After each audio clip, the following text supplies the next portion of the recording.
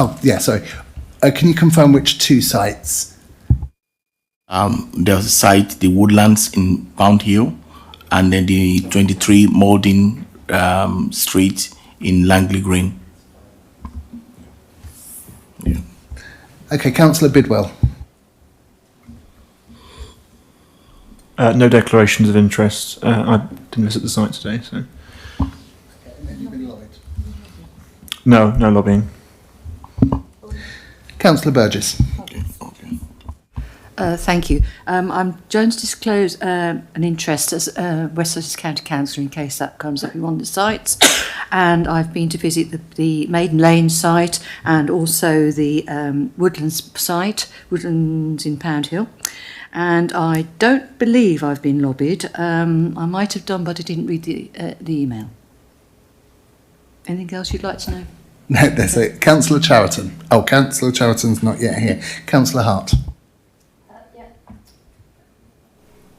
I have no disclosures of interest. I haven't been lobbied and I haven't done any site visits. Councillor Jaggard. Good evening. I've no interest to declare, no lobbying. I did an accompanied visit at site item number 5 and number 8, Maiden's Lane and Woodlands. Councillor Khan. Thank you. I've got no interest to declare and I've not been lobbied, I don't think so, and I've not visited any sites. Thank you. Councillor Magali. Good evening. I have not been lobbied. I have no declarations of interest and I've visited site 5 and 8. Councillor Nawaz.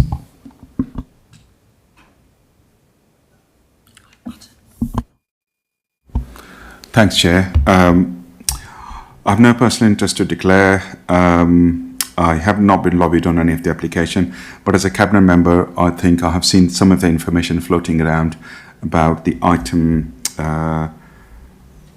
8, but not been lobbied. It was a different matter. But on the point, just wanted to clarify one thing. I think on the agenda item, it says it's award 3 bridges. It's not 3 bridges. So just wanted to make aware, so it needs to be corrected. So it should be Pound Hill South things. And I haven't visited the sites in that span, but I have visited the area quite well, so I know where they are. So I've seen the area, sites, everything, but not specifically that specific site. But I'm not been in that sense. Thank you, Councillor Nawaz. Councillor Patel.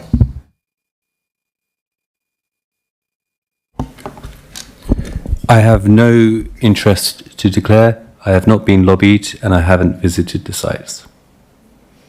Thank you. And when you've taken your coat off, can I ask whether you've been lobbied, visited any of the sites or have any interests? I have not been lobbied. I have no interests in any of the sites mentioned. I have visited the Pound Hill site, but not the Langley Green site. Thank you. And for me, I have no interest to declare. In terms of lobbying, I've not been specifically lobbied on the application for item number 8, although I have engaged with the applicant on a number of technical issues that came up prior to his application and have been involved, and I have visited the sites of item 5 and item 8. Now we come to the minutes of the last meeting held on the 23rd of April 2024. Does the committee agree the minutes are an accurate record of the meeting? Agreed.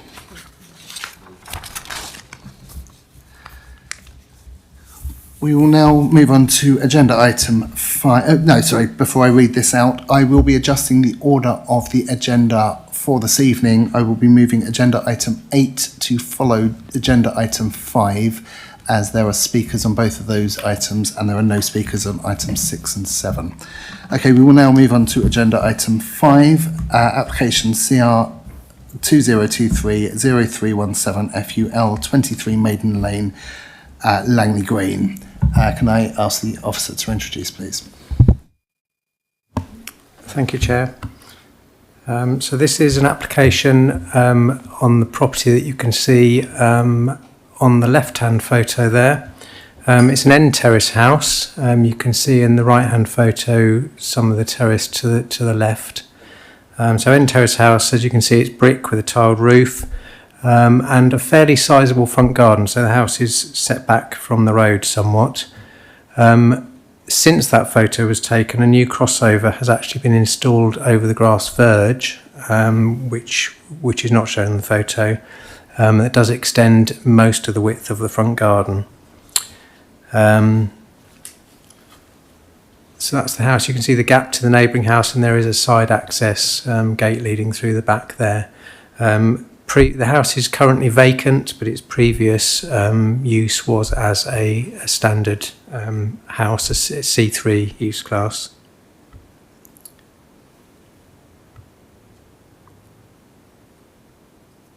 This photo shows the rear of the property, and as you can see, there's a partially built rear extension. It is not yet complete. As you can see, it's still the block work. The proposal is to render the external walls. The extension is 3 metres deep, it's 8.3 metres wide, and it's 2.9 metres high. The building is currently unoccupied. I understand that the application came in following an enforcement investigation into the rear extension, which led to the application. So the application is to retain the rear extension, but also to change the use of the property to a 7-person house in multiple occupation. Just some other photos to show you. So these are the relationship to the two neighbours. You can see there is a gap to the neighbour on the left-hand side photo there, but the extension is built right up to the boundary wall with the adjoining neighbour on the other side, the next house along the terrace. And you can see there their nearest ground floor window or patio doors.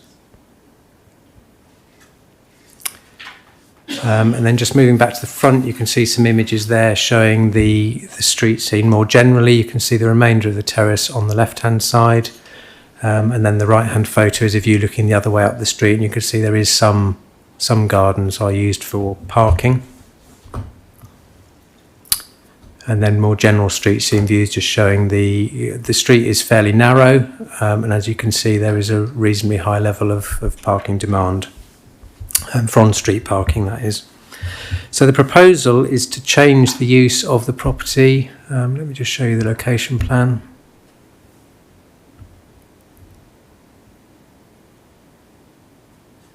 So you can see on the left-hand side the site outlined in red. You can see the remainder of the terrace of 4 there. And the area is a kind of mix of terraced housing and semi-detached housing. You can see the 2 or the 4 houses to the south are 2 pairs of semis.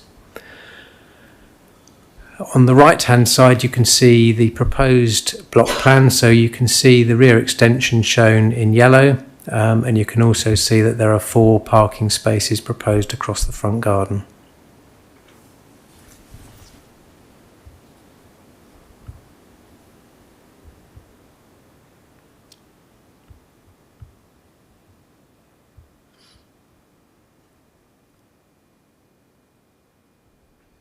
So, as I said, the proposal is to change the use of the property to a 7-person house in multiple occupation and to retain the rear extension. So you can see on the left-hand side the original footprint of the house. So it had a living room, dining room and kitchen on the ground floor. And the proposal is to retain the extension, which is shown here. In terms of communal space for the residents, there's a living, dining and kitchen area there. There's a bedroom proposed to the front of the ground floor, a second bedroom along the side wall, and then a third bedroom within the extension that's been built. 2 of those bedrooms have ensuite bathrooms, and there's an additional bathroom at the front on the ground floor. And then upstairs, the proposal is there were previously 4 bedrooms upstairs, and the proposed layout retains those and forms 2 shower rooms in what was previously the bathroom.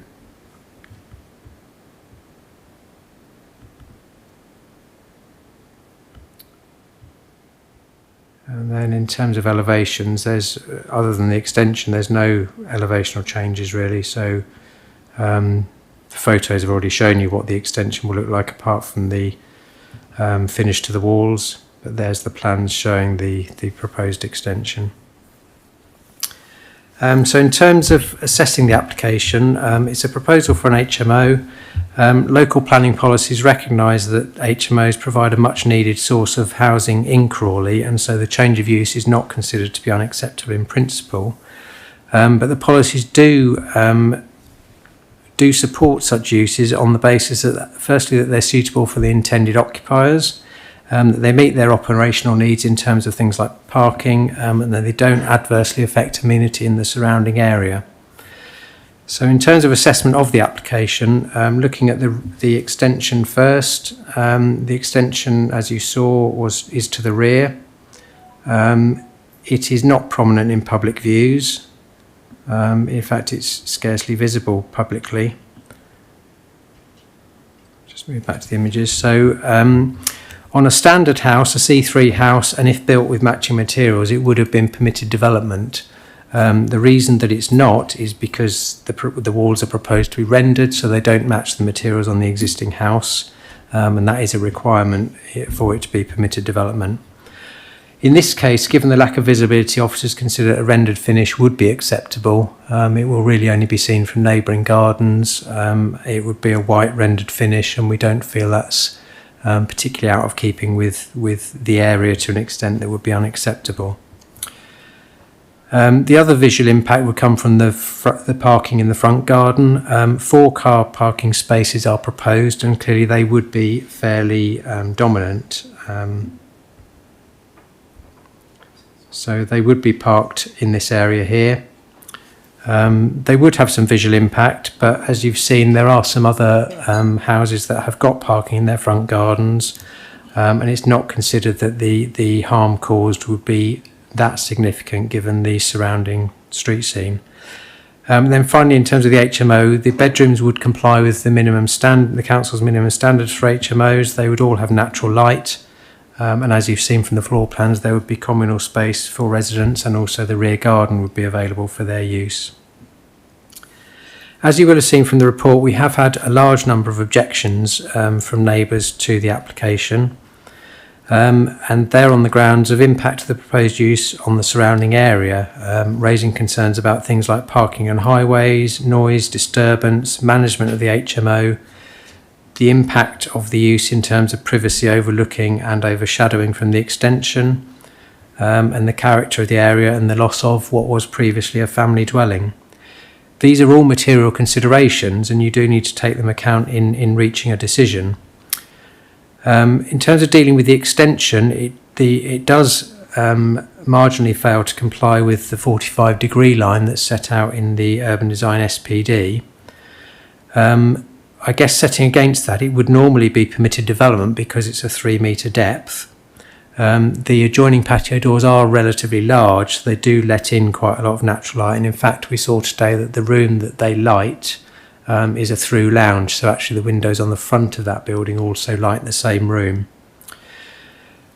Because of those issues, we do think it would be difficult to refuse permission for the extension in terms of the impact on the neighbouring house, albeit that it does marginally fail to comply with the 45-degree line. I think probably of wider concern to residents, though, is the kind of intensification in the use and concerns that may result in increased activity, increased noise, increased numbers of vehicles and people coming and going from the property. That said, conversion to a small HMO of up to 6 people would have been permitted development, and we wouldn't have been able to resist that. So the increase really is from 6 people to 7. Officers think it would be difficult to sustain an argument at appeal that increase from 6 to 7 would be significant enough to dramatically increase the impact on amenity to an extent that was unacceptable. In terms of parking, 4 parking spaces will be provided, which complies with our parking standards for HMOs. The County Council have raised no objection and, as I said earlier, have approved a crossover to access the front garden. And 7 cycle parking spaces are proposed, which can be secured by condition. Water neutrality has been addressed as is set out in the report. They'll be putting dual flush toilets, more efficient taps, a new dishwasher, and replacing the bath with showers, all of which will offset the increased demands from having an additional 2 people by the calculation method living in the property.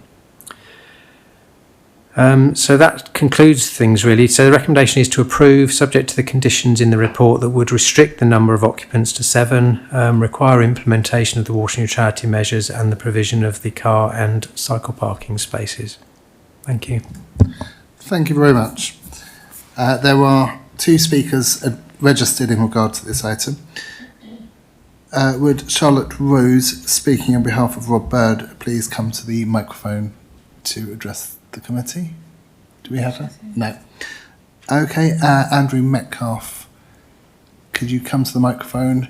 There is a picture of a person on one of the buttons. Please press that button and it will turn the microphone on, and you have 3 minutes to speak. Thank you. Good evening. My name is Andrew Metcalf and I'm the Managing Director at Squires Planning, an agent for this application. There's no need for me to speak at length tonight, as your officers set out the proposal and considerations well, but I will add a few comments. There were some comments about the fact that it was retrospective, and whilst this is not relevant, my client wishes me to pass on her apologies. It was not the intention for it to be so, but a result of the appointed builder opting to use different materials to that was set out. Whilst making the application to regularise the rear extension, it was logical to apply for the use of the building as a 7-person HMO rather than a 6-person HMO, which would have fallen under permitted development. As your officer sets out, the proposal meets all the relevant standards for a 7-person HMO. In essence, members are asked to consider whether rendering the single-storey rear extension and increasing the HMO by 1 person is so material that it would render the proposal unacceptable in planning terms. I hope that you will agree with your officer and myself that it is not an opt to grant permission. Thank you. Thank you very much. There are no further speakers on this item, so I'll open the debate. Committee members wishing to speak should raise their hand. The officer will respond to queries one by one. Councillor Jaggard. I was waiting for somebody else to go first.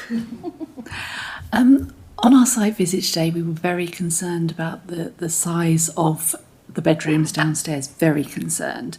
And I appreciate it's, maybe a single bed would fit in there, but no more. It says that it will restrict the number of people to 7. That's presumably 1 adult per room. What actually happens if someone's partner stays there or a child comes? I don't know. How do we restrict that to 7 people going forward, particularly as some of the rooms, the downstairs bedrooms, are tiny?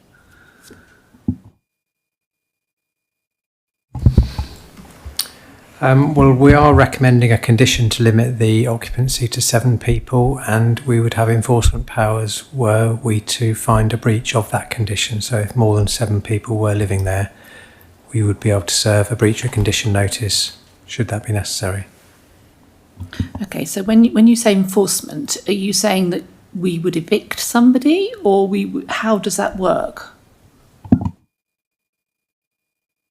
Well, the breach of condition notice would require them to move back in line with the condition, to go back to the 7 occupants. So I guess you could view that as, it wouldn't be directly evicting someone, but it would require the number of residents to drop. Councillor Nawaz. Thank you, Chair. I think I'm quite concerned with this application on couple of things. Rear extension, obviously street scene, obviously not the front but the back. We heard a lot in previous side of things. But how come it's not affecting the sunlight to the rear window of the neighbour, which is, it's affecting, it's right under the boundary of it. And I'm pretty sure I've been advised it got to be 45-degree away so to get the sunlight. So that's a concern, quite important. And water neutrality. I'm surprised with that. It's gone through that easily. I looked at the water neutrality statement over there. There's no comparison existing water usage of the building. So there's no water table on that. It tells me the new one, which is fine. Okay, but what was the existing one? And so that's two quite concerns I have. And if it's a permitted development, obviously gone through without even noticing it, but the light rule for the neighbour is still quite a concern for me at that window. I have supplementary questions, probably another question, but I'll come back. Hamish. Yeah, so you've got let me just zoom in a bit, you've got the ground floor footprint there of the proposed house. So you can see the extension, and it is built up to the boundary wall with the neighbour, and the neighbour's patio doors they're not shown on this plan, but they are just there. In the picture, the image is over there. Sorry? One of the pictures clearly shows. Yeah, let me just explain how that room works though, because we saw at the site visit today that there are patio doors on the back, and clearly, yes, the extension does cut through the 45-degree line from those. That room is actually slightly different though. It hasn't got the equivalent to that wall. It's a knocked through lounge dining room, I guess. So the room benefits from having a window also on the front elevation. So it's getting natural light from both sides of the room, which I think serves to mitigate the impact of the extension. Sorry, you wanted to see the photo of it?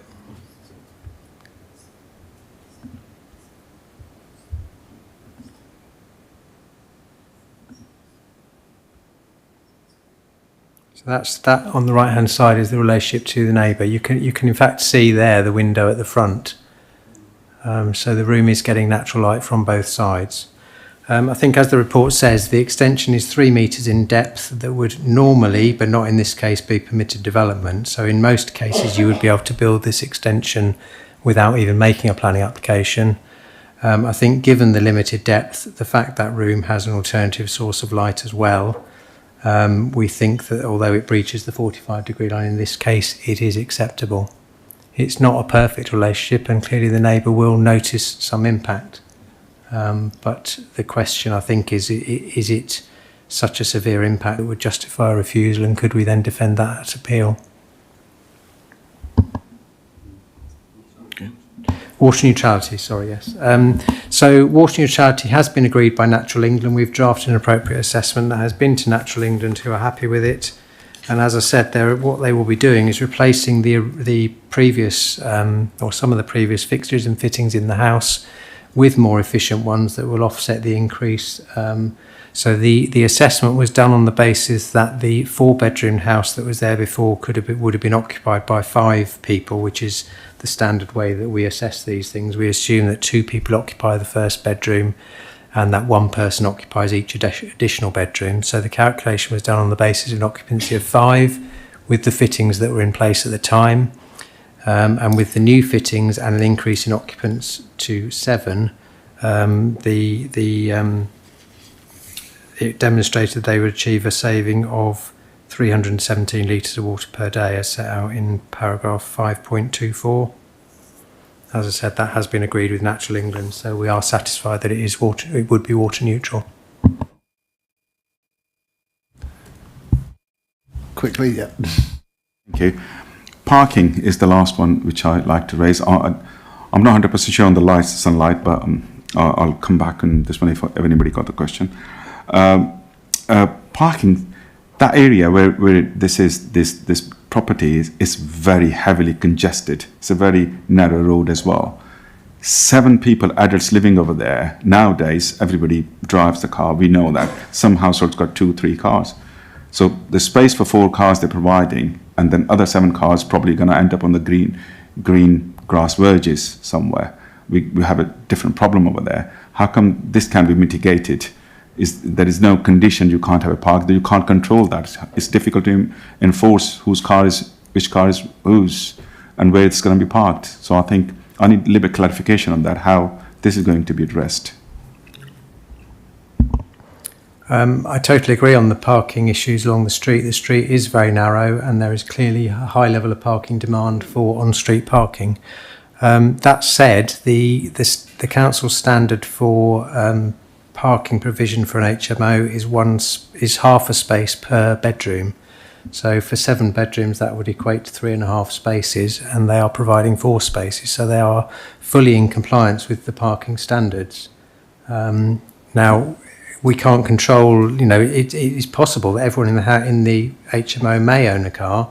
We don't know that. All we can really go by is the standards that require 4 spaces to be provided, which they are complying with. But I totally accept your point that there are parking issues in the surrounding area. Councillor Cheriton. Couple of questions. One is just for those people who may not be aware, but should we reject this reject this application, going against the recommendation of the officers, the next stage, as I understand, would be an appeal, which we might potentially lose. Just to clarify that for people here who may not know the procedure. The main question, though, and I don't know whether you know this or not, but how many other HMOs are there in the street? Because I would be a little bit concerned, I'll be honest with you, if this is the only HMO and all the rest are family homes, it's quite a significant change, I think, for occupiers of that street.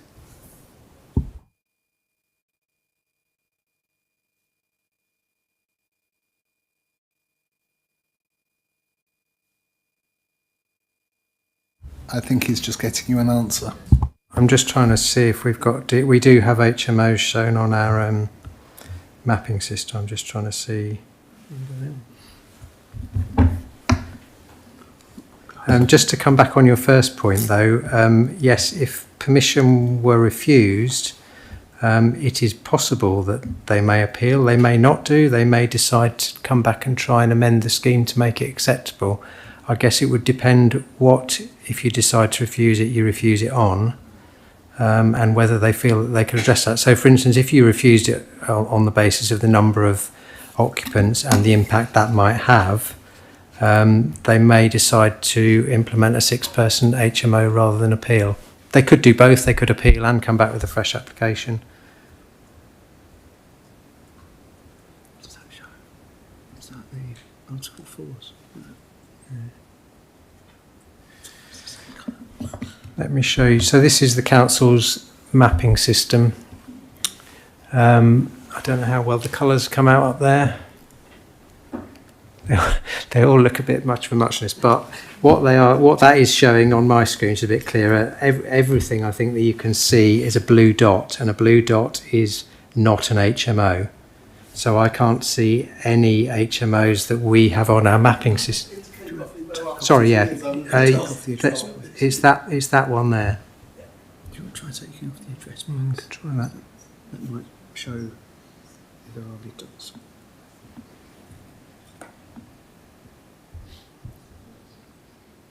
Yeah, I think they would show up. There's one over there. There's one over there, look, in the top left-hand corner, up there. I mean, I don't know exactly where this information comes from, so I wouldn't guarantee there's no HMOs in the area, but I think anything that was licensed by the council should be showing on that, so it doesn't appear as though there are HMOs nearby. Okay. Whether the system would show a small HMO that didn't require a planning application, I don't know. That was the question that I was being asked. Does permitted developments and things like that. So which doesn't. I don't know, and I don't know whether they're licensed. So I can't give you a guarantee. It does. I would imagine that if there were a significant number of HMOs, then at least some of them would show up on that map. Okay. I think what this tells us is there are looks like there are very few on that street. It looks as though it's generally a kind of family housing type street, yes. Councillor Adonai.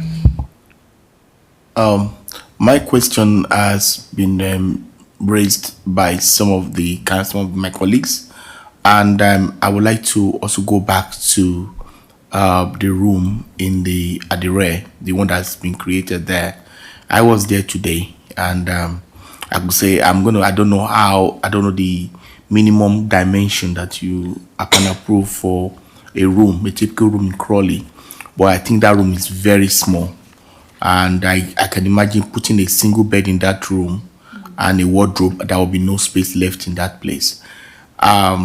and from the plan you've showed us, there will be 3 bedroom upstairs, 3 downstairs, and the room in the extension will be the 7th room.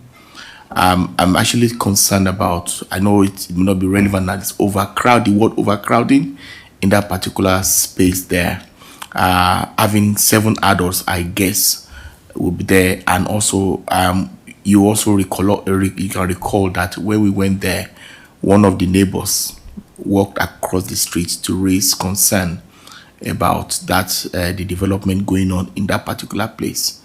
So I believe giving a go-ahead for this particular project will the neighbors, not just the neighbors to the house, but across the road in that area, they are really concerned about that, and we could be setting up a precedence that other people can, in that particular place, can also convert their own houses, and I don't know what that will be. Thank you.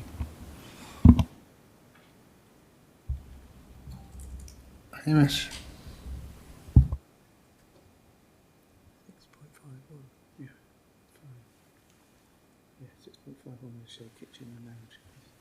Yeah, so the floor space for a single bedroom is, in the council standards, is 6.51 square metres, where there is some communal space alongside that, which in this case there is.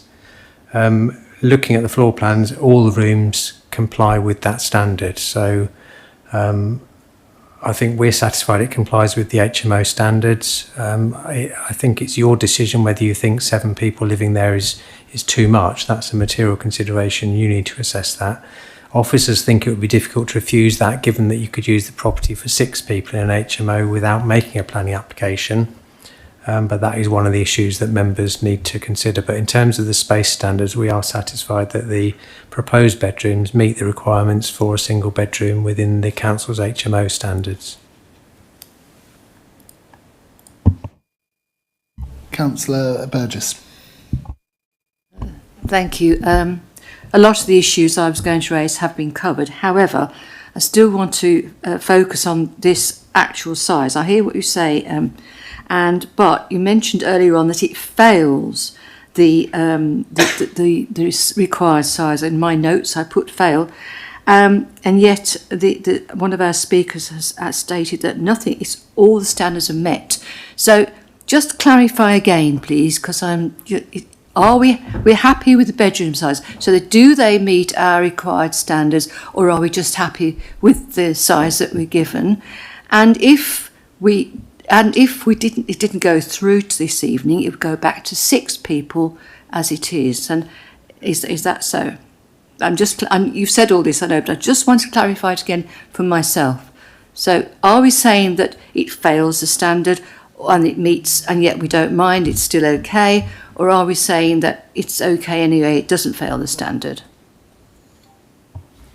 I don't remember saying it failed the standard. Someone I think the only thing I said it failed was the 45-degree line from the adjoining window. That's a bit. Yeah. So the bedrooms are okay, as tiny as they are. The bedrooms meet the required standards in the council's HMO guidance. Okay, and just so my own clarification, the shadow again across that. We're happy about the shadow going across.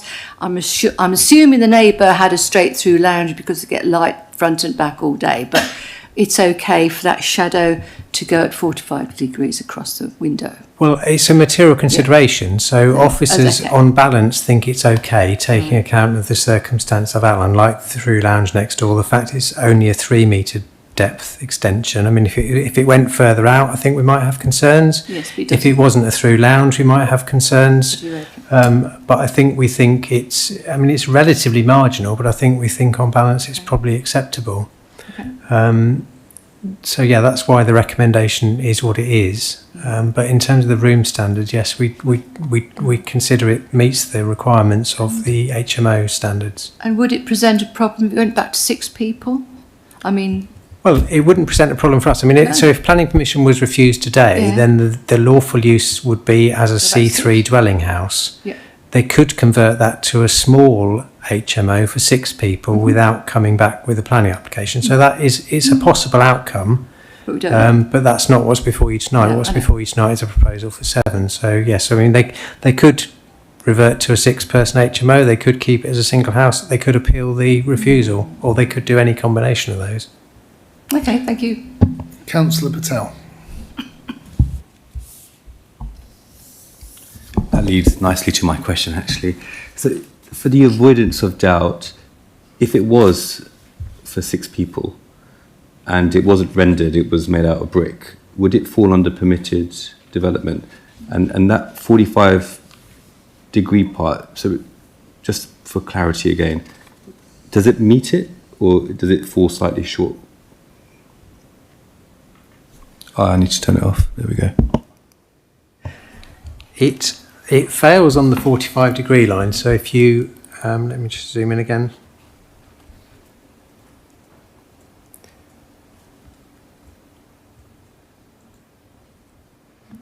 So if you imagine the neighbour's window, which probably has its window frame somewhere here, the patio doors that are somewhere in that location.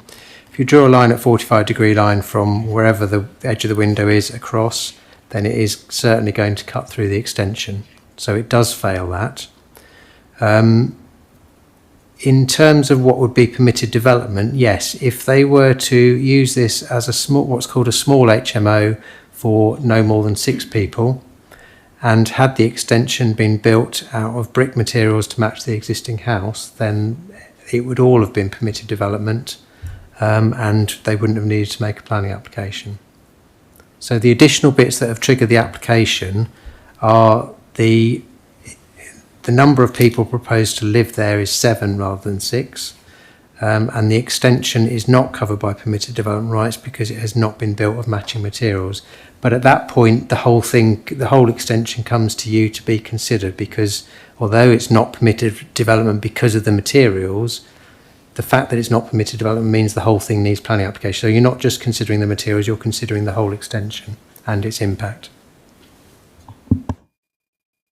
Okay, so again, for my sake, if it was permitted, the 45-degree would be irrelevant. Yeah, sorry, that's the bit I didn't answer. Yes, if it was permitted development, the 45-degree would be irrelevant. We only use that. That's a test that we use to assess planning applications. But if something is permitted and doesn't require an application, then the test doesn't come into it. Councillor Nawaz. Just on obviously, just a question. I don't know the answer, but I hope you can help me with that understanding. There used to be a civil thing which is called party wall agreement. So, an objection-wise, there's a lot of objections. About 45 objections has been submitted. Are probably different neighbours or stuff, but definitely both neighbours have submitted objections. Is the party wall agreement will come into place if it's a permitted development, or will it not? The Party Wall Act is administered by building control rather than by planning, so we don't get involved in it. My understanding is that if you're doing works on a boundary, then you need to notify the neighbours that you're doing that, and there are certain rights then for both parties, both for the developer and for the neighbours, to avoid damage to their property or their land. But as I said, it's a piece of legislation that's administered through building control rather than planning. We didn't get that notification. Is there any building control involved on that specific as a planning authority? We didn't consult them. Is there anything been done? Because it's obviously it violates the light law, the 45-degree law, but and party will not got involved in that. Just asking a question, just to clarify. Well, the 45-degree rule is that's a planning policy. It's completely separate to the Party Wall Act and to building regulations. I don't know whether they made a building regs application, and we wouldn't get involved in that or in party wall matters. They're both to be dealt with through building control. But building control would not be using the 45-degree line. So planning is assessing the impact in terms of things like design, impact on neighbours, those kind of issues. Building regs is dealing with, or basically with, the safety of the building and making sure it's been constructed properly, the foundations are safe, those kinds of issues. So they're separate pieces of legislation. Briefly, please. Very briefly. So just to avoid the any doubt in my head, and for the benefit of the committee, this building has been built retrospective at planning application, but we don't have any information about the building regs. Is the building, this extension is built, is safe or not? We don't have that information. That isn't a planning consideration. It falls outside the remit of this committee. Councillor Jaggard. Thank you. I want to go back to something else. We've talked a lot about the size of the bedrooms, which I think are incredibly small. But on page 18 of the report at 5.9, it says the applicant has been requested to reduce the level of accommodation down to 6 bedrooms in order to provide additional communal living space, but the applicant has declined to do so. Can you explain why that hasn't actually impacted this application then and changed your recommendation? Because if you asked the applicant to go down to 6 bedrooms because there wasn't enough communal living space, as well as space in the bedrooms, but communal living space, surely that has an impact on in the whole application.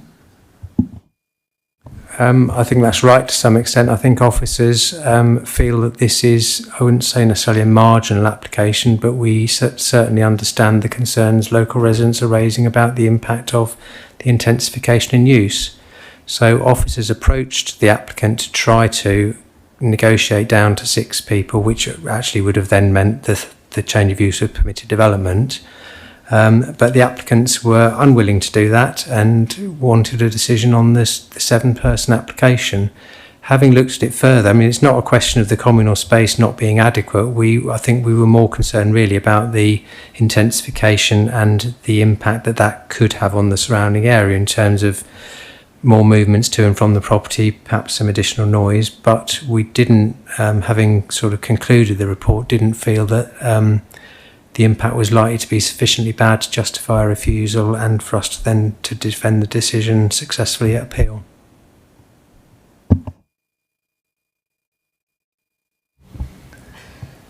I'll come back, but it does say in the report that, you know, in order to provide additional communal living space, and that hasn't been provided.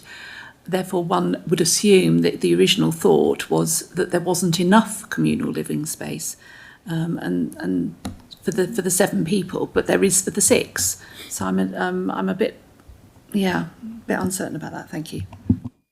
Can I just come back on that? There is no suggestion that the amount of communal space doesn't meet the HMO standards. I think all we felt was that it might be a higher quality of development if there was an additional room that was available for occupants of the house and a reduction to 6 people, that overall it's a less intensive use that would probably create a better environment for occupants of the building and to some extent reduce the impact of the intensification on neighbours were they to notice that. But there's no suggestion that the communal space fails to meet any kind of standards. I think it's actually, compared to some HMOs, it's a relatively sizable communal area and kitchen. Okay, I'm going to contribute some points here that I've taken note of. I am really concerned about this angle of the extension has to the neighbouring window. Have you actually measured the angle that cuts in? How much below the 45-degree wall we're talking? Because it looks like it's substantially less. And also the image you did put up shows there was a clear shadow across from the extension across the window of the neighbouring property. These properties are fairly deep from the front to the back. So although they have light at both ends of the room, that doesn't somehow meet in the middle, and you need sufficient light at the rear of the property to light that end of the property. And the shadow cast showing on the image would substantially reduce the amount of light in the rear of that room. I was just wondering if you'd actually measured the angle and how far we are off of that guidance point. I can't tell you exactly how far how far it would fall short of the 45-degree line. So I'm just trying to measure the depth of the house. I'm struggling with that as well.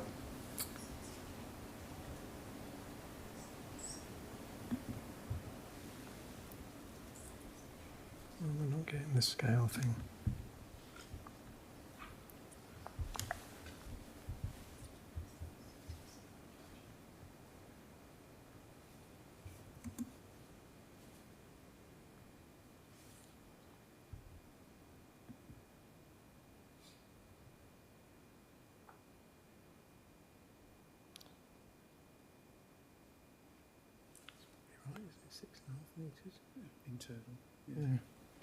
That's coming out at 6.5 metres, which I think Mark and I both feel is likely to be accurate. So that's the depth from the front, internally from the front wall to the back wall of those houses. So the depth of that adjoining through lounge, diner. As a guess, I would suggest that half of the extension depth is beyond the 45-degree line, so probably about 1.5 metres. Yeah, so it's a substantial cutting down of that line. Can you put the photograph back up that you had right near the beginning of the presentation?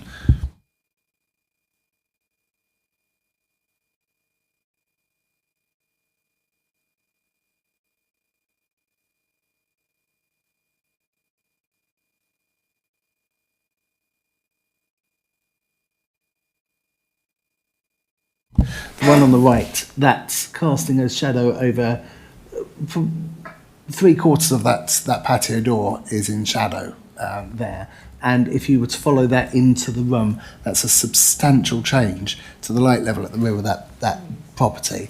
And that could be the quality of life issues. If someone was working at the table at the back of that room, they might need it to be artificially lit now rather than sunlit. There's a substantial impact, I believe, there. I'm really concerned about that. Also, with the road, Councillor Nawaz mentioned issues with that being a very busy and very narrow road. And the nature of HMOs is each occupant is a single. It's not a family thing. It's that they're individuals living together for convenience or whatever reasons. And I can't see how, although I don't drive myself, how we only expect half of those people to drive a car. It's a high pressure area. It was busy while we were there this afternoon, and I've seen pictures of that road in the evening where they and had commentary from on site. Actually, can I record a lobbying? There was a gentleman did come up and point out all the problems with parking in the area while we were there, and the committee members present would have also heard that. I have concerns about the parking there as well. I don't think I included a question in that. You were looking for it when you do apologise. Do any other committee members wish to speak? Okay, all committee members have had the opportunity to speak, so we'll move on to the vote. The recommendation is to permit, subject to the conditions set out in the report. As the chair, I will move the recommendation. Can I ask the vice chair to second, please? I do second. Seconded. Okay, can I have a show of hands? All those for the recommendation to permit.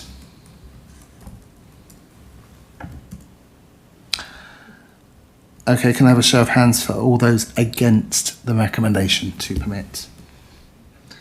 It's unanimous. Yeah. And all those abstaining? Okay, as we have decided not to follow the recommendation to permit, we have to, as a committee, decide, I'm getting the guidance here, we need to seek an alternative proposal to be put forward with reasons, and that can be a proposal to not to refuse planning permission, but we have to set out our reasons, which have to be relevant planning conditions. I think some of the points. The first point I think we all agreed on was the angle that was noted in the report. We think that was, I'm getting nods here, that was detrimental to the neighbouring property. Any other specific points? Councillor Chariton? I mean, although West Sussex County Council have apparently given the nod to this one in terms of parking and car parking spaces, I think we have to note that even if it isn't strictly relevant because of what the West Sussex, I think we need to note that we do have concerns. We've all got concerns about parking and the adequacy of the parking spaces given to the house, to the house as an HMO. Okay, so the parking, and I think everyone's nodding there. Councillor Jaggard. Yeah, I would quite like to add something about the quality of amenity with the size of the communal space, because that is referenced in the report that it was a concern for 7 people. And I know, I understand Hamish's explanation, but I still think it is offering very limited quality of life for those residents somehow, with the rooms, bedrooms, and also the... Okay, I think we're all agreed on that. Mm-hmm. Okay, any further points we would like to add as a committee? Okay, now we've got those down, we need to vote for the proposal that we refuse planning permission on those grounds. Yeah, I think he's... Yeah, well, yeah, I think you need to be clear what your reasons for refusal were. I mean, in terms of the extension, I think I have drafted a reason which you might want to consider, which is that the proposed rear extension, by reason of its size, height, depth and proximity to number 21 Maiden Lane, would cause overshadowing to number 21, adversely affecting residential amenity contrary to, and we can add the policies in there. So if members are happy with that, that could be the reason in relation to the extension. Sorry, whilst I was writing that, so you mentioned parking. I'm not quite sure what I understand what your concerns are on parking, but what concerns me is that the proposal meets the council's parking standards and we have no objection from the Highway Authority. So I'm not quite sure what you're proposing to refuse it on. Similarly, with the communal space argument, I am concerned that there isn't a standard that it fails to meet. There's not even a planning policy which says what the standard should be.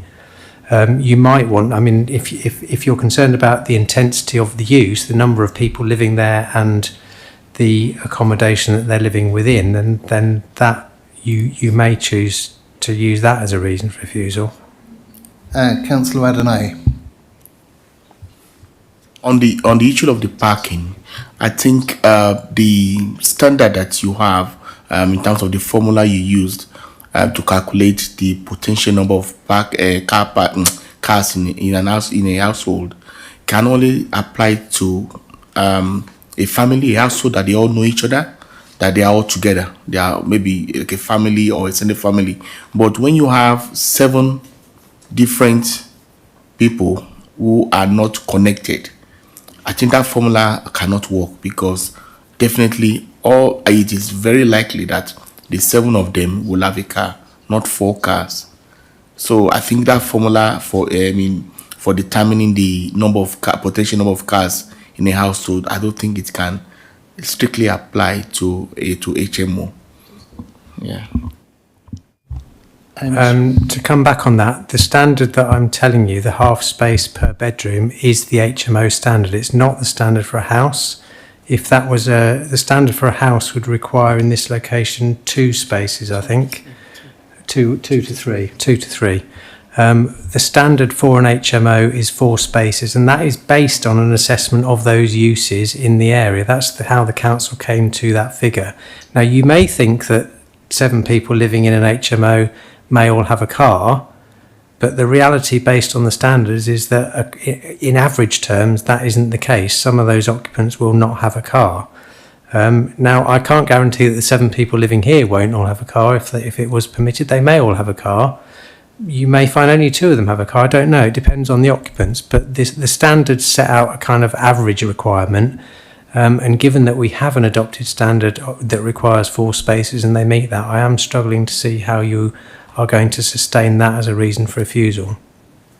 Councillor Chowerton.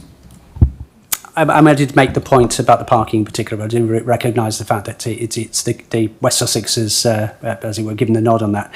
I think I'd like to suggest, before, in case it gets lost in the melee, your suggestion that the intensity of use argument be used here. Yes. Would everybody say so? I think so. Yeah. Did you catch that, Chair? Sorry, I had my Vice Chair just whispering something, so I do apologise. Do pay attention. I'm just saying that I want to agree with the officer that we would like to use the intensity of use argument as one of the reasons for refusal. Yep. Councillor Noaz. And intensity of use and possibly the road safety side of things, because it's that many cars. I'm not sure, I'm just asking, it's definitely intensity of use, but safety as well. Because that area is Langley Green, quite green, and you know, old people parking on the grass is also adding to the observation you made about the intensity of use, because this. I think given we've got standards that set out how many parking spaces we expect for an HMO of that size, we're required to follow our agreed standards and so maybe review them at a later date as part of full council. But if we have the standards set out, then we need to follow those. Otherwise, we put ourselves at risk of a decision being overturned on the grounds of we're not sticking to our own standards. Hamish was listening to that intensity of use and writing. Have you got anything to add? Yes, as a kind of rough draft, I would suggest something along the lines of the proposed use as a house in multiple occupation by 7 people would intensify the use of the building, creating an adverse impact on the neighbouring area.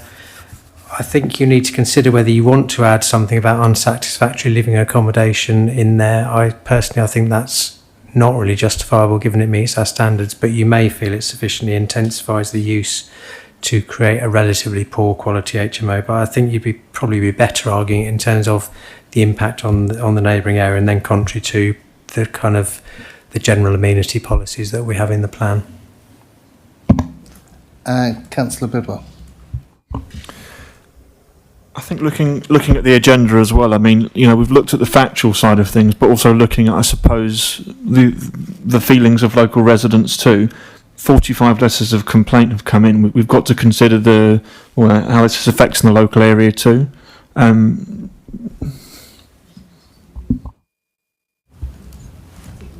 I think given the level of objection, certainly, yes, that is part of your decision making, and if this does go to appeal, then the inspector will be aware of that. And I think it does reflect the fact that the street is fairly narrow, it's quite congested, and the houses are, you know, it's terraced and semi-detached houses, they're relatively close together, and I think, you know, uses do have an impact on neighbours. So yes, there is an element of that involved. Councillor Burgess, were you? Oh no, no. Okay. So we have.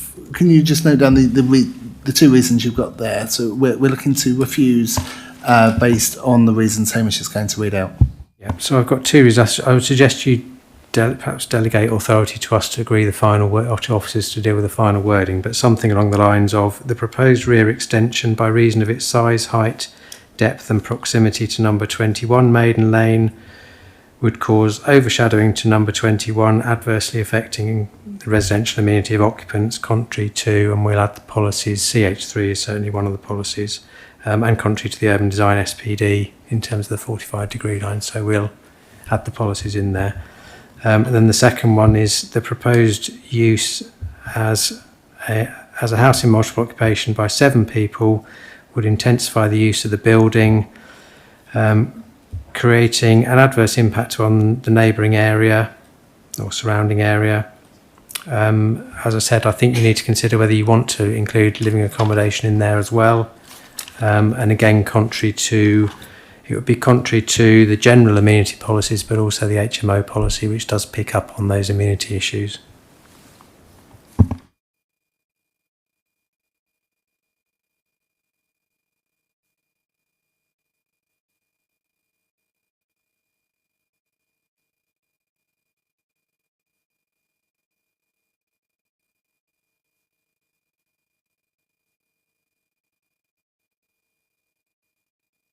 Sorry, talking procedural matters.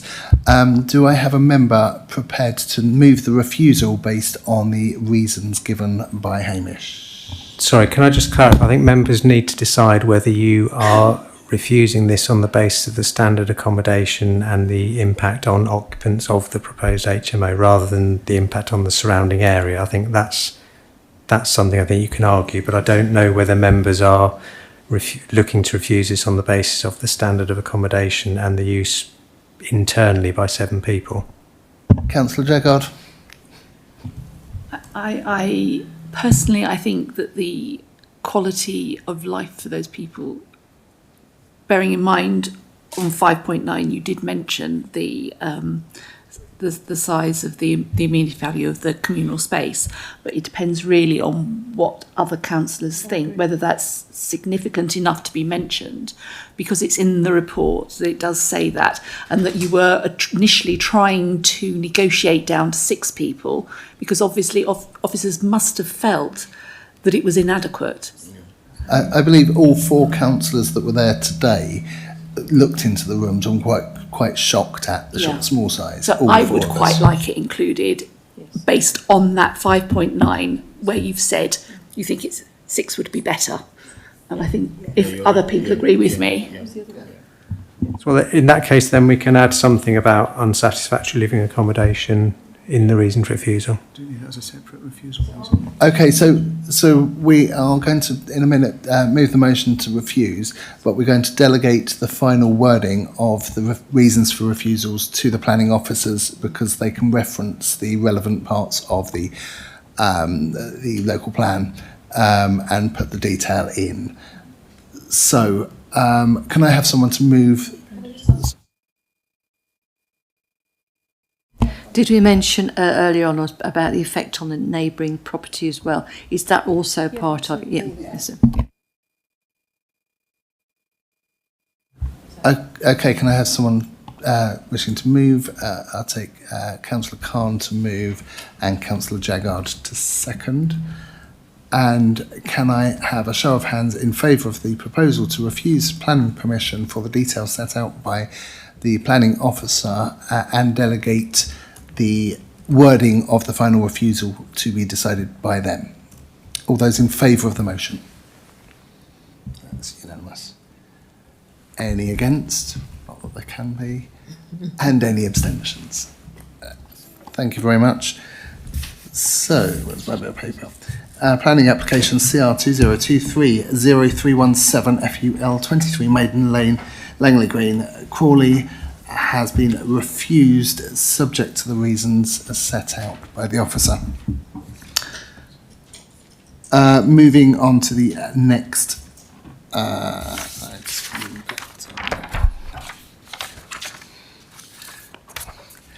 we now move on to agenda item 8, which is CR 2024-0064 FUL 1 Woodlands Pound Hill. Can I ask the officer to introduce the report?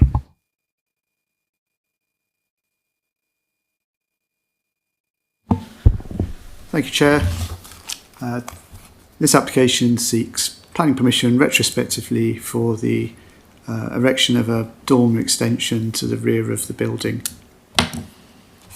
You can see on the image here there's a picture of the dormer as erected.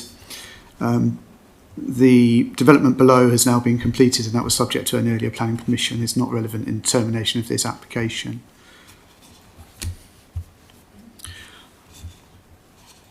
So the dormer itself is nearly full width of the building and is level with the height of the ridge of the original roof. As you can see from the image here, it's been finished in an anthracite grey cladding.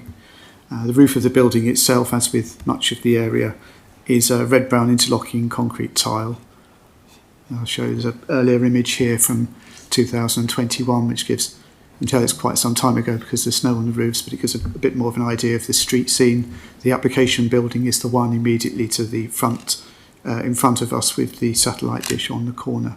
It gives an idea of the sort of consistency, of the overall consistency of the street scene that we've got in the area.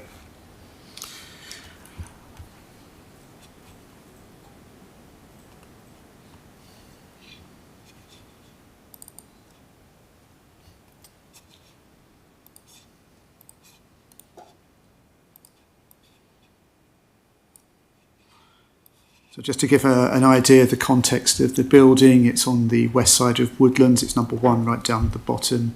The houses to the south on Worth Park Avenue.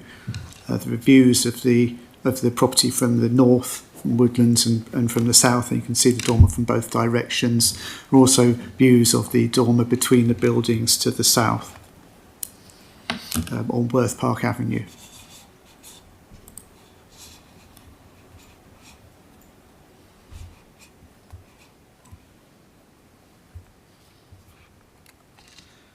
So in this particular instance, the dormer has been erected.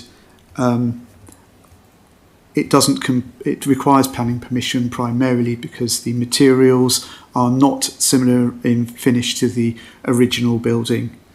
A failure to comply with the conditions of permitted development means that permission is required for an application.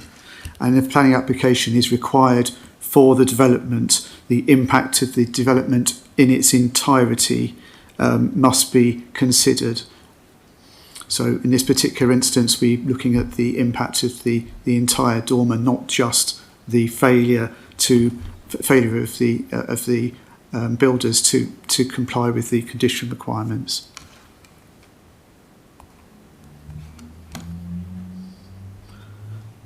So as you can see from the image, the dormer here dominates the rear roof, and it's a large box-like structure. Again, it does not use materials or have design features which are sympathetic to the original building. As I say, it can be seen clearly from both the north and south of Woodlands. There are also clear views of the structure from between the houses and Worth Park Avenue to the south, as we pointed out earlier. The proposal is therefore highly visible from public viewpoints.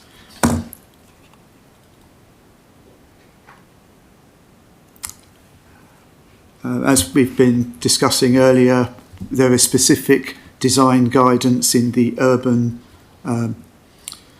design SPD that apply to dormer windows. 3.34 here, a dormer window should be kept well below the ridge line, smaller than the overall width of the roof and away from the edges. It is recommended that a dormer window be centred on the window lines below and that the dormer take up no more than half the width of the dwelling. 3.35, materials and detailing of dormers should be carefully designed to consider existing materials and scales of the dwelling and surrounding buildings. Dormers with flat roofs can fit well if they are clad in high quality materials and designed with detail and care. There's an image below. Whilst it's the front of a property, it shows an inappropriate dormer, which is a large flat roof almost across the full width of the building, and it does note there that it's unacceptable due to its size, height and alignment, and that these dormers on the rear elevation would also not be permitted for the same reason. There's a further image below in the SPD, which I think is worth highlighting. The one on the left shows a dormer which is considered to be more acceptable due to its relationship with the windows below and its small scale within the roof. And the one on the right, which is fairly similar to what's being proposed, is a large box-like structure that dominates the roof, set out here that it's too wide and too high. So in terms of neighbour impacts, there's roughly 30 metres to the closest neighbour affected to the south at an angle. This distance is considered acceptable to prevent a harmful level of overlooking. At the rear of the property, the closest facing house is about 80 metres away, and that's adequate distance. 21 metres between two-storey facing buildings is usually acceptable level, 30 between three-storey buildings. The proposal is an extension to a house. There's adequate parking on the front of the property, and the required standard here, the Crawley Borough Council standard for a property of this size, even with enlargement with the number of bedrooms, would be for 2 to 3 spaces. At least 4 spaces can be provided at the front of the property, and that's considered acceptable. There isn't, because it's an extension to a house, it's not considered there are any water neutrality issues here. It's been through the process already, and these don't result in increase in water use. So just to conclude then, the dormer is visually prominent, harmful to the character of the dwelling and the street scene. It is contrary to the guidance in the Urban Design SPD, and it is therefore recommended to be refused for the reasons set out in the report. Thank you. Thank you. I have 5 speakers registered in regard to this item. Would Sandra Smith please come to the microphone to address the committee? On the microphone you'll find two buttons. The right hand button is the button that allows you to talk and it should light up. Thank you. Okay. And you have 3 minutes. Right. Good evening. I speak on behalf of myself and of my neighbour at number 68 and 70 Worth Park Avenue. I'm not going to give a list of reasons about the look, the size and suitability of this extension at this point because the council have already provided a comprehensive list of reasons to refuse the application and we've read that assessment and agree with the reasons. We do not wish to comment, but we do wish to comment on neighbouring amenity issue. Our main objection is the lack of privacy that this has now caused us. Although the houses are at right angles, thus deeming that there is not a significant loss of privacy, we beg to differ, as this could be said if the windows were on the first floor. In reality, the height, size and fully opening patio doors built on what is now a 3-storey building has resulted in allowing complete visibility into our gardens and our bedroom windows, causing complete intrusion and invasion in our lives. This also means that we can see directly into their new bedroom, proving if we can see them, they can obviously see us. We have requested council visits to see from our perspective, but unfortunately without result. We have installed blinds and planted new trees, but the dormer is so large that it's impossible to mask.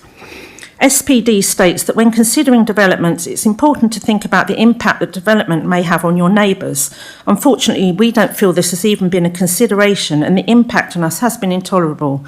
It's a shame that the applicant didn't think it'd be nice to talk to us maybe before the building started. Policy CH3 also states development must provide and retain a good standard of amenity for all nearby occupants, and we do not feel this has been adhered to. As already reported, the appearance of the dormer is of great concern as it's not been built in sympathetic materials to the original house or the surrounding street scene. It's a complete eyesore and is excessive in size and does not comply to standards required. The windows on the second floor take up more than half the width of the house and do not balance well with the fenestration of the original first floor windows. The dormer is so large it can be seen from Woodlands and the main road of Worth Park Avenue, spoiling both the uniform roofscape and blighting the street scene. No consideration seems to have been taken into the surrounding building's design or visual impact on the road or residents. As there are significant breaches of development compliance with this extension, this calls into question other concerns as to the dormer has actually met structural and safety requirements. We assume this dormer extension will be refused as it contravenes so many of the planning requirements and breach of policies, but that if recommendations are made on how this extension could be reworked, we hope that ours and the council's concerns at this meeting will still be addressed. Thank you. Thank you very much. If I could ask Dr. Uddin to come to the microphone. Again, the button on the right hand side turns the microphone on and you have 3 minutes to speak.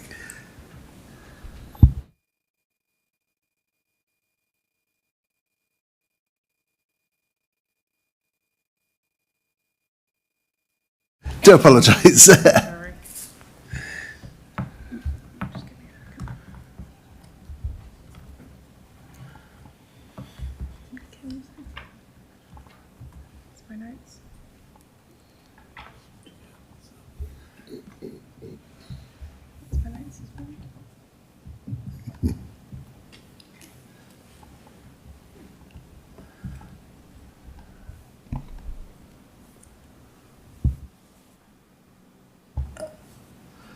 Thank you everyone for your time today. I appreciate it. It will be good to discuss this development. Jess, we built this family for our growing young kids. We moved to the area in 2017 thinking this is a nice neighbourhood, and we have integrated with our neighbourhood. The property required modernisation. We've reinvested in the area using local contractors, and we've always worked with the council and have email logs as well as pre-planning advice. Next slide, please, Jess. This is a history of the development. 2017, we did a full application, including pre-planning application with Mark Robinson, and a development was approved. If we go to the next slide. the development shows cladding at the front of the building. Mark has shown photos of the street scene some years back, but we can quite clearly see this will have a big impact on the street scene if it was approved, and it was approved. Next slide, please. The issues in this current application is that it's big and bulky. It's not in keeping with the street scene. The materials used are different, and the privacy, as the neighbour has alluded to. Next slide, please. This is a national framework on permitted development. The property is not in a conservation area. The loft can go up to 50 metres cubed in space. We have got 35.2. You can't extend in front of the building, and we have not. The only thing that's in contention is the material used. We have not extended higher than the ridge height. The Juliet balconies are allowed in permitted development, and the complainant also has Juliet balconies looking into our property. There's no side facing in our dormer, and the dormer in the updated photos you'll see is set back 200 millimetres from the eave, which is all permitted development. This is the street scene. Unfortunately, Mark didn't show great photos, but that's the entrance to Woodlands. You cannot see one Woodlands from here, but if we go closer on the bottom left, that is one Woodlands, and the loft is shrouded by shrubbery. Opposite is 6 Woodlands, which again goes against what Mark alluded to with the street scene.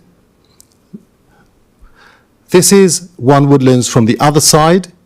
Granted, you can see the eaves of the dormer, and it is grey cladding with solar panels at the front. This is the back, and with the finished extension at the bottom. It is all contemporary and in keeping. I'm going to have to cut you short there. That was 3 minutes. Okay, terribly sorry. Okay, the third speaker for this application is Jack Townsend, who is the agent. Again, there's 2 buttons on there. The I think we're still on. You're all good. Oh, you are still on. Okay. When you're ready. Yeah, we've just got the presentation coming up. As you said, hello, I'm Jack Townsend. I'm the agent who works on the application. There's a couple of points I'd like to make, but probably the most important part is that this would be permitted development if it wasn't for the fact we'd use a different material. Mo did go into a number of the points around permitted development, so I'll probably give a lot of this a skip just so I can make sure I get my 3 minutes in. But the long and short of it is well under the 50 cubic metres are allowed. It doesn't exceed the ridge height. The windows are permitted. If we go to the next slide, please. This is just to mention the Juliet balconies are fine under permitted development and not considered balconies through planning. Next slide, please. This is an example of a dormer that we've constructed and a dormer that would be approved under permitted development, albeit that this is on the front and obviously it would have to be on the rear. Really, this application is to regularise the material we've used from what would traditionally be tile hung to grey cladding. If we go next slide, please. Here we've got some examples of other approvals in the area that the council have approved. Some of them may or may not have been built. This is for a extension to the front that uses green cladding and is far more controversial, in my opinion, than the grey cladding we've used. It's also on the front elevation, which really impacts the street scene. Next slide, please. This is 27 Woodlands. The application includes dormers on the front elevation, again having a far greater impact on the street scene. They're also clad in a grey cladding. Next slide, please. This is 62 Milton Mount Avenue. This is a large development with substantial cladding on the front. Next slide. The final property to talk about is One Woodlands itself. The final site, it had 2 plan applications for grey windows that have been approved. It's also had approval in the past for grey slate tiles on the roof, which are similar to the cladding we've used, and the grey windows again. So clearly different types of materials are acceptable along Woodlands and in the wider area. Mass and bulk is also spoken about a lot, but within permitted development, this would be acceptable at the size. So therefore, the national standards are saying something a little bit different to what the council is saying here, that this size and bulk is acceptable. there's very little impact from the street scene. If you go to the next slide, you can see a couple of pictures from the street scene, so it's minimal. I'll summarise quickly so I don't run out of time. The development does not impact on any neighbouring amenities, as the councillor has said. It doesn't really impact on the street scene at all, especially not over the odds of what has been done in the past. Really, the only thing here is the material, which is in consistency with other developments around the area. Thank you for your time and listening. Almost exactly the correct time. Well done. Yeah. Okay, we've got two further contributors, both of which are ward councillors, and as they are ward councillors for the relevant ward, they get 5 minutes each. So if I could call up Councillor Russell, please. I don't need you to tell you how to use the microphone. Yeah, I think it's I'm on. sure. Yeah, lovely. Okay. Thank you very much. I've had the opportunity to visit the property on several occasions over the last 9 to 10 months and have seen it in its earlier stages of development right up to the completion of the dormer.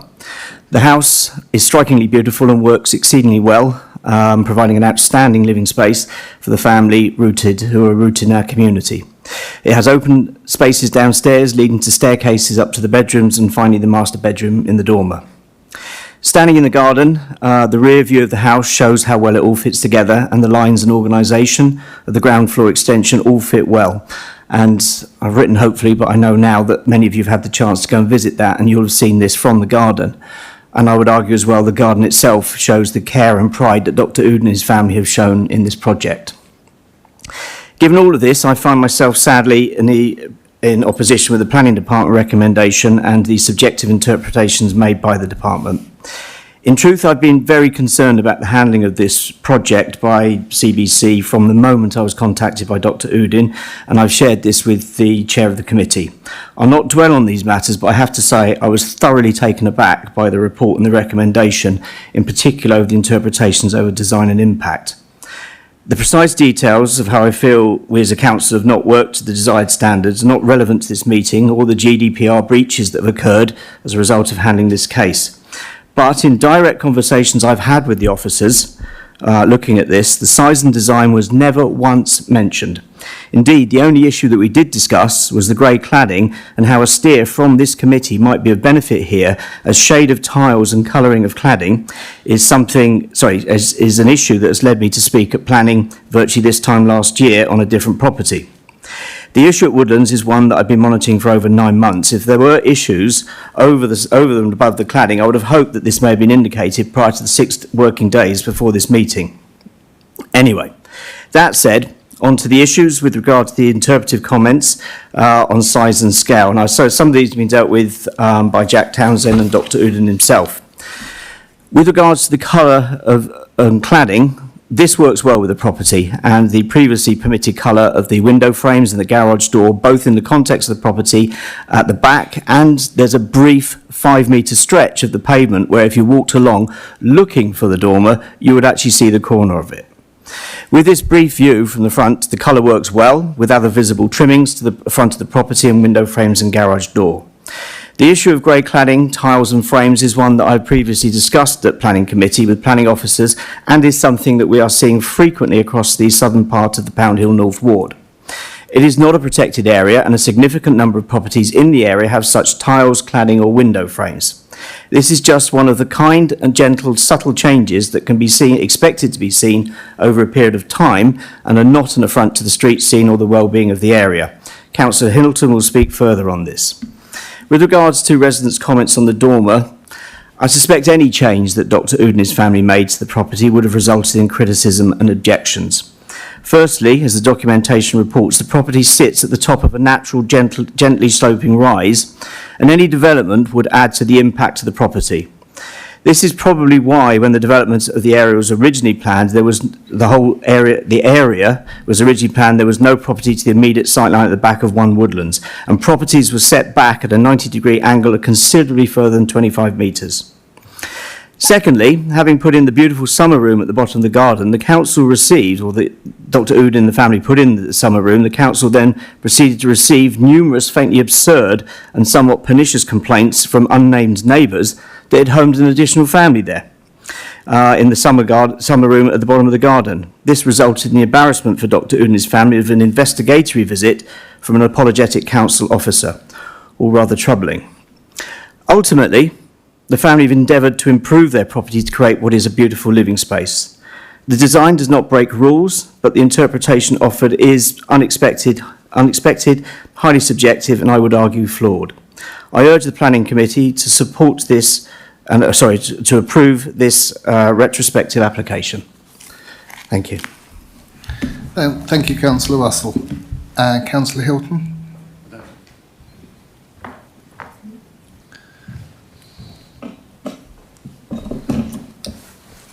Thank you, everybody. As a newly elected councillor for the ward that covers Woodlands, I'm grateful for the opportunity to speak to the meeting. I'm also pleased that a site visit was arranged for today. I will try and focus my contribution on the key planning issues and the relevant history of this planning application, and hopefully highlight the relevant material considerations.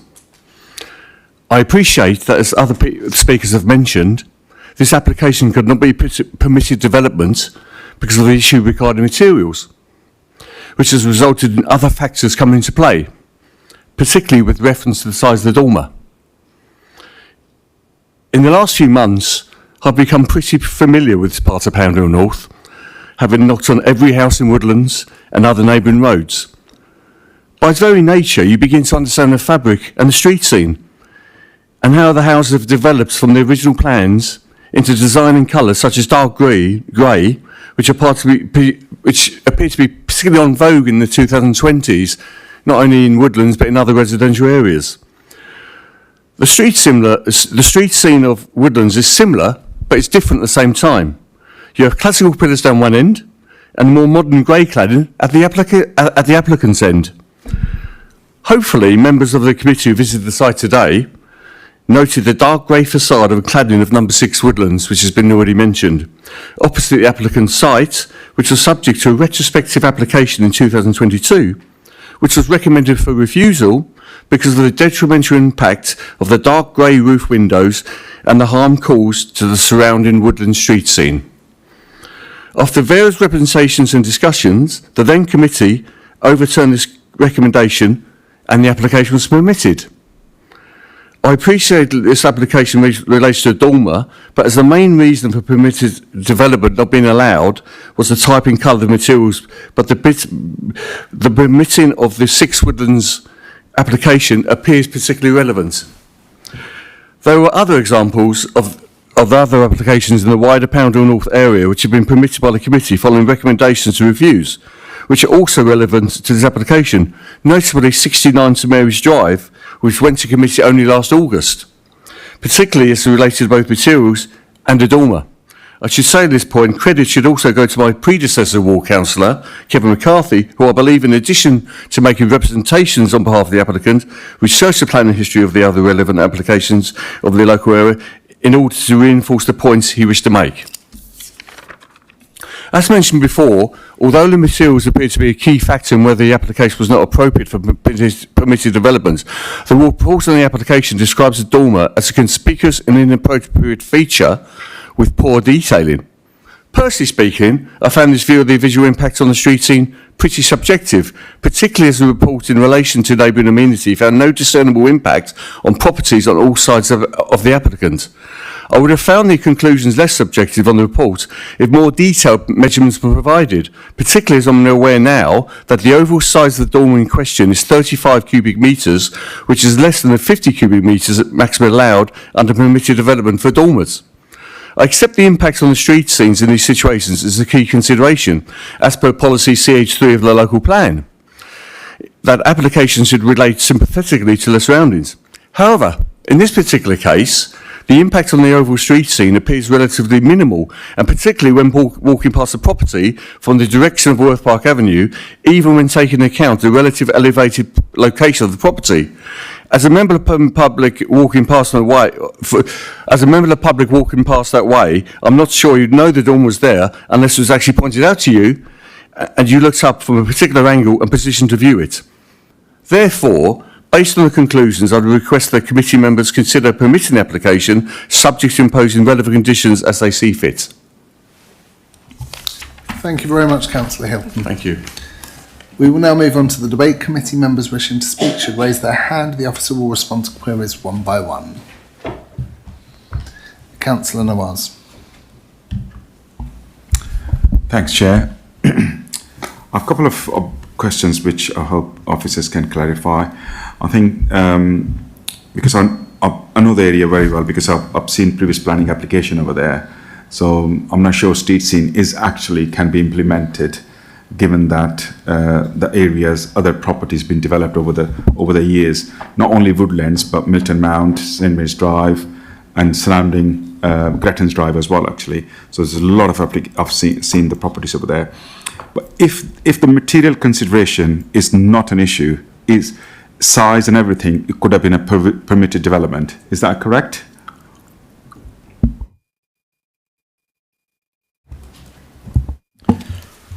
Yes, so on the basis of the evidence that we have, in terms of its size, its relationship to the eaves, then yes, it would have been on size, permitted development, but as I say, is an absolute requirement in the conditions that if you do a permitted development extension, the materials must be of a similar appearance to the dormer.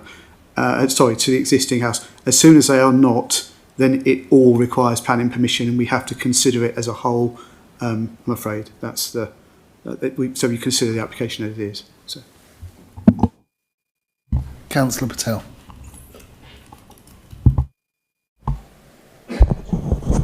Just following on from that point, is it the material or the colour or both? So, for example, if it was this material painted in a different colour, would it be permitted? So the requirement is for the materials to be similar to the existing dwelling house, and in this case, as it's an extension to the roof, it's the roof that we're looking at. So in this particular instance, it's not just the colour, but generally speaking, you can have things like the texture as well.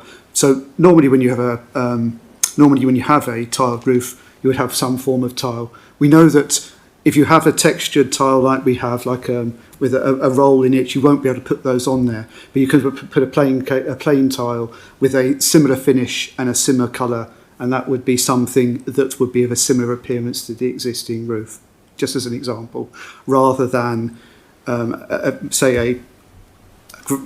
anthracite grey kind of timber finish, which isn't in any way similar to the roof. Councillor Adonai. Thank you. I was at the building today, and I could see the picture that we have here is not, will I say, a true representation of the current state of the building. It has gone beyond this particular stage that we have. But I know we are focused on the dormer.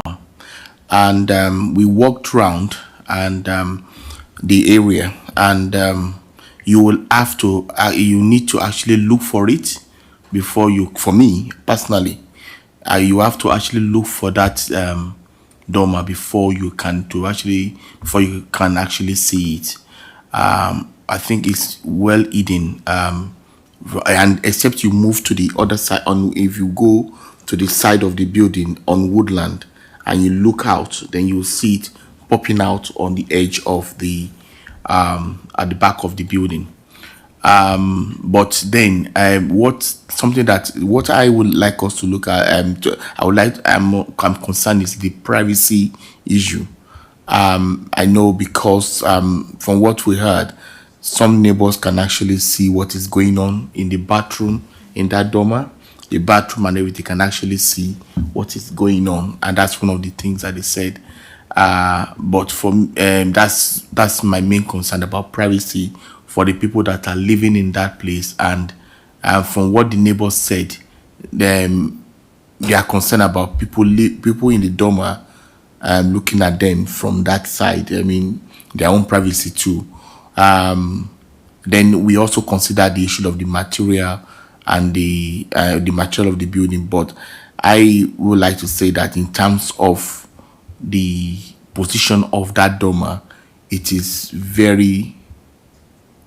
not that easy to spot out, and I personally don't think that it is having any change in the design, in the outlook of that area. Okay. Was there anything in there you want to come back on, Mark?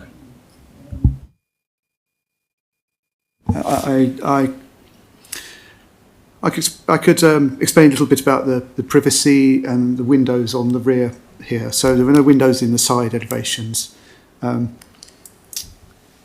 Usually, say permitted development rights, I'm using those as an example. If there are windows in the side, they'd have to be obscure glazed and fixed shut to 1.7 metres.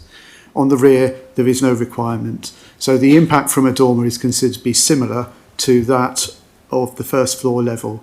I know the neighbours are concerned about this, but we've had a look at the distances to neighbouring properties, and the closest from the dormer to those is about 30 metres at an angle.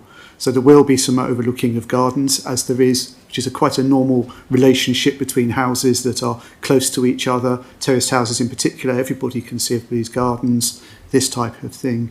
So whilst there will be it's considered to be an impact, it's not considered that impact is harmful. It is something that was different to what it was before. In this particular example, I believe the window on the right-hand side, the single window, is a bathroom, and if it's not obscure glazed, there is some form of covering over it anyway. Now, to be fair, there isn't a requirement for that window to be obscure glazed or fixed shut, and it's actually really for the owners whether they wish to do that on the back of this building. And if it wasn't obscure glazed, we wouldn't consider that it would have an adverse impact on nearby residents. Hopefully that answers the question. The issue is that from the issue of privacy, is it a consideration that you is it one of the consideration for refusing the application? Is privacy one of the issue? Yes, for neighbouring occupiers. So planning doesn't really control very often the people in their house and their privacy. We're not there to protect them effectively from themselves, if that makes sense. But the neighbours are used to a situation where we have a two-storey house, and they've got a level of privacy from that.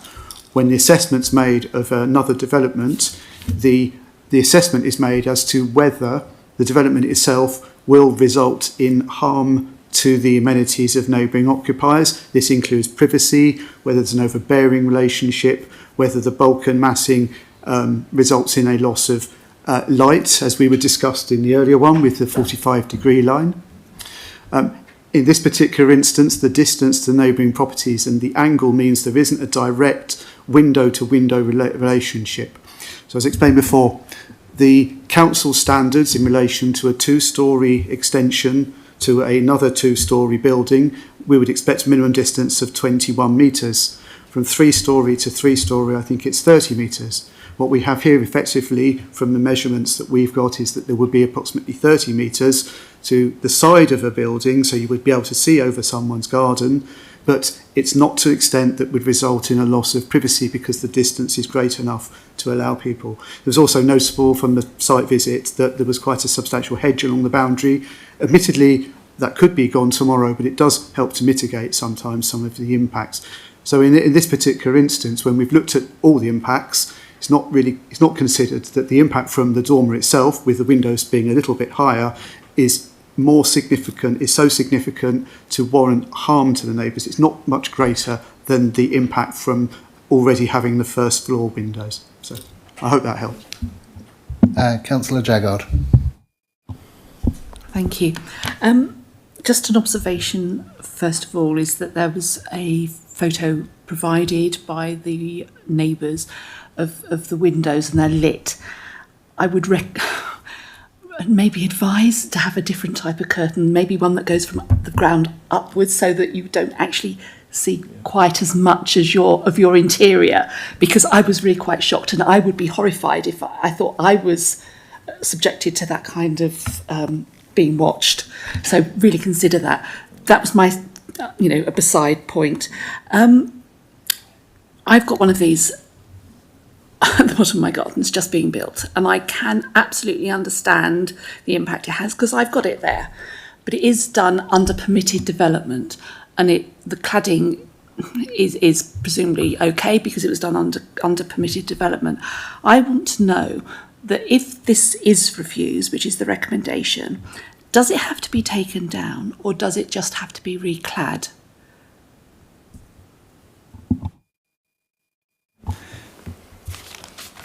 Well, if the materials had been similar to the existing roof, and I think one of the reasons we were trying to get sort of more matching materials to be similar to it, then, as you say, then if it complies with the permitted development right, then it would be immune from enforcement action. So that would be the change to make it so. From the enforcement side, again, so what enforcement action may or may not be taken is not something that would be deciding in here, but there would be different options. So usually the thing would be potentially to say have it removed, but having it removed doesn't mean to say that someone can't necessarily amend something to make it lawful. So if you amend something to make it lawful, you're effectively complying with a notice, if that makes sense. But this is not a discussion to. I can't go any further in discussing what actions would be taken, because that's a different process. I don't know whether Siraj would like to add anything there at all. No? Okay, that's good. Councillor Chariton. It's kind of interesting. Thank you, Chair. It's kind of interesting how subjective these things can be, because I've been to the area, had a quick look. I was struck immediately by how huge and kind of overbearing the thing does look, even from the street, although it doesn't impinge greatly on the street scene, I have to say. It's something that's noticeable, but it's not something that makes your eyes pop out, so to speak. But the back view, as we can see from here, and I imagine the view that the neighbours must see, it does look very massive and overbearing. I've got to say that I would kind of agree with them there. However, having said that, I hear what the neighbour is saying about being overlooked, but if I've understood correctly, had Dr. Udin used different materials and even put a slightly smaller version, it would still exist, and the neighbours would still be overlooked, and that would be entirely legally allowable, permittable. So unfortunately, I much as I sympathise with the neighbours' anxiety, so to speak, over being overlooked, I think there's very little wiggle room on this one in terms of being able to say yes, we entirely agree with you, and therefore this needs to be sort of rethought. It's just not that sort of situation, I don't think. I was going to ask the question about what happens afterwards, but I think you got in there before me, so that was my only other comment on this one. Thank you. I don't think there was a question in there, was there? No. Councillor Khan. My question is, I think in the past, if I'm right, the extension was permitted. And if it was permitted, did we not give the residents the guidelines and how big they can go and the material? Do we not advise them on that? Because now I'm a bit worried that if it does go the other way and they have to take it all down, that's going to cost, and they're going to lose a lot of money. So were they not advised? Hamish is going to... Can I answer that? Because it also touches on some other issues. So in terms of how you need to assess this application, you were all trained last week, and if you weren't at the training, you've received the slides. So you all know the starting point is the development plan, and you have the SPD, the Urban Design SPD, that sets out your policies in which you need to assess this application, okay? This is not a subjective decision. We have design policies, they're set out very clearly. Mark's set them out in the presentation. He's shown you the illustrations of dormers that are considered unacceptable in this council's policies. So that's your starting point. The only reason you can divert from those policies if material considerations suggest a different decision should be reached. Now, I've heard various people mentioning that this is subjective, or don't feel that the impact is that significant. Maybe even like the design of the dormer, I don't know. But you've got to ask yourselves what material considerations are moving you away from our adopted planning policies. As I said, you've all had the training, so you know that. We would normally, for instance, on any application for an extension, put conditions on matching materials. Clearly, in this case, the materials do not match. As Mark has said, the permitted development, it fails on the permitted development because of the materials that have been used. But because it fails to be permitted development, you now need to consider the whole dormer. You aren't just considering materials, you're considering the whole dormer. Is it too bulky? Is it of a poor design that doesn't relate to the house? Is it visible? Well, I think, we've all agreed that it is visible from certain points in the surrounding area. Often on a terraced house, you wouldn't see a dormer from the street. In this case, you can see it from at least 3 different points on either Woodlands or Worth Park Avenue. So I think there is an issue there that you need to be considering. It clearly fails in terms of its boxy design and its bulk, as Councillor Chariton has mentioned when he spoke. So I think these are all issues you need to consider. I think you also need to think about the precedent that if you were looking to potentially approve this application, how are we going to deal with dormers of a similar size or of extensions or dormers of non-matching materials in future?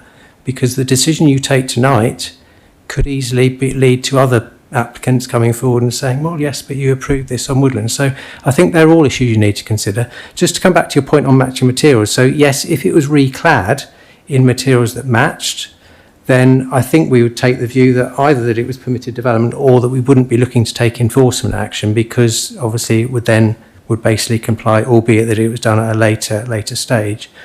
I think the idea that it would be taken down is probably unlikely. I think the applicant, if worst comes to worst and say permission is refused and dismissed at appeal if they go to appeal, I suspect the applicant would look to reclad it rather than the expense of removing the whole thing. But that's some way down the line.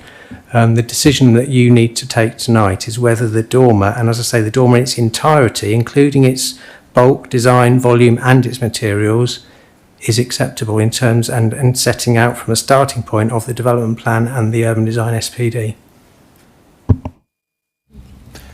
Councillor Burgess. Thank you, Mr. Walk. I feel your pain.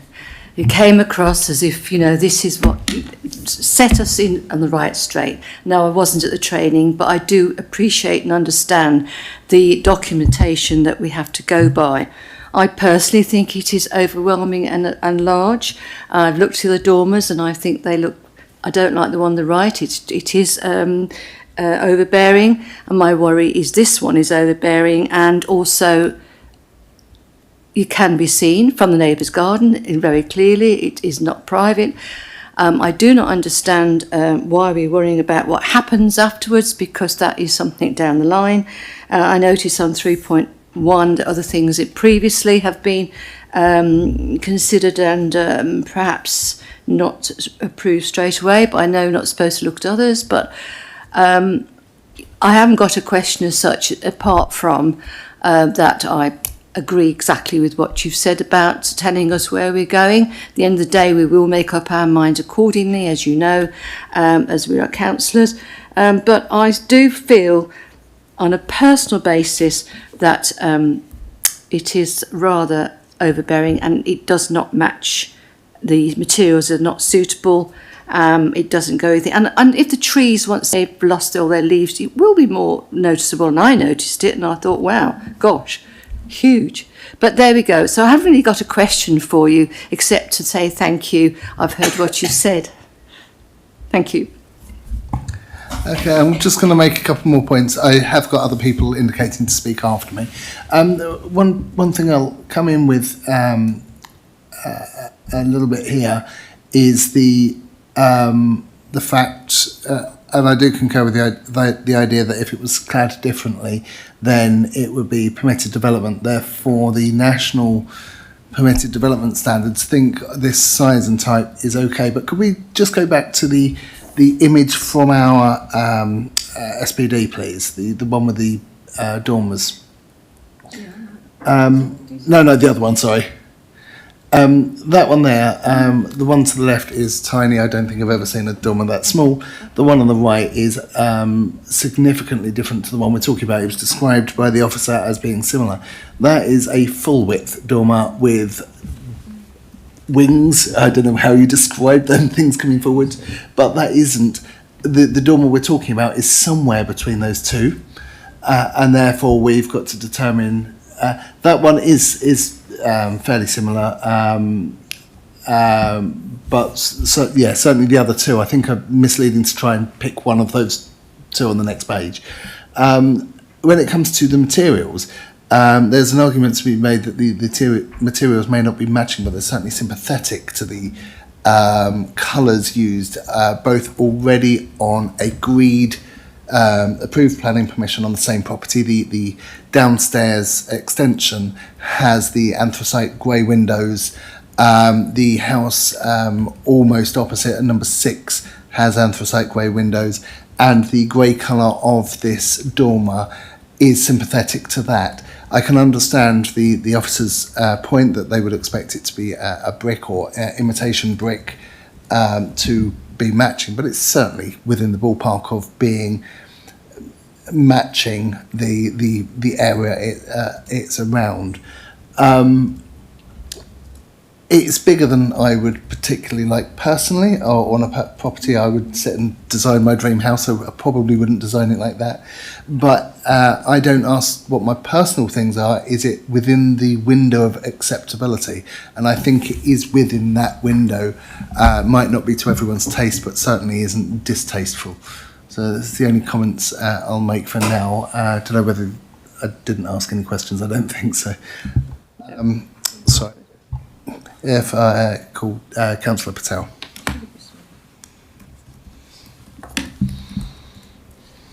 Yeah, thank you.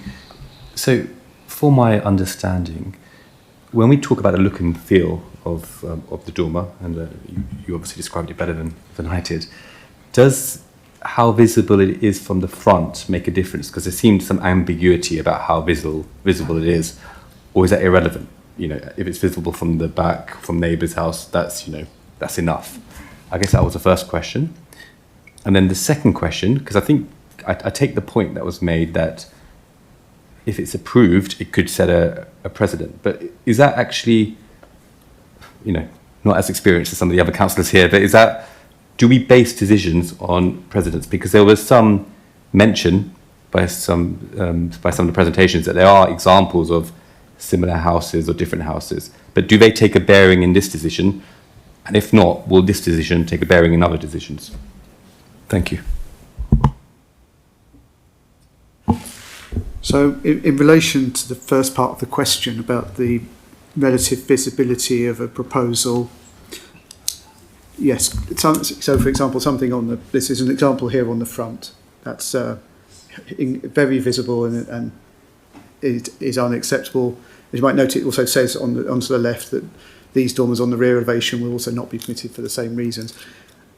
So it is an assessment of the relative acceptability or not of where something is placed. As Hamish said, if you have a dormer maybe on the back of a terraced house where you can't see it from anywhere, or there's very limited impacts, then the impact on the street scene or views is going to be less than something where you can see it from the north, from the south, you can see it from the sides, and this one you can actually see very clearly from the rear, from the south, in between the houses as well. So this one has a much greater visual impact than maybe some other ones. Not really the place here to be able to make a weighting decision between those, but just to give you an idea that yes, visual prominence, whether you can see it from public viewpoints is often more is something that probably gives it greater weight than again something that you might not readily see. I've forgotten what the second point was. Oh, precedent. Yes. I'm not sure I want to answer that one. Do you want to answer that one, Hamish? I might let Hamish answer the precedent one because precedent is always a difficult issue. I think the way to look at it is to think if you say you were to approve this application and the house next door were to come in tomorrow and say they want the same thing, it would be very difficult to refuse. If a house half a mile away comes in and says, well, I want this because they've done it at Woodlands, well, then there's less, so that would be less of a precedent, really. It would carry less weight in making a decision. So, yeah, precedent is a difficult issue, but it would certainly be more difficult to refuse similar dormers or extensions on other properties, particularly nearby, if this were to be approved. Does that answer your question? Sort of. Yeah, I mean, and just to come back, and maybe you don't need to answer this, but I guess then are there dormers like this, in the area? Well, if I can answer that one. So this application has been recommended on its individual merits on the basis of where it is, the visual prominence of the dormer, the design and style of what we have. So the kind of future precedents may well be, but this recommendation is on the fact of what we have here.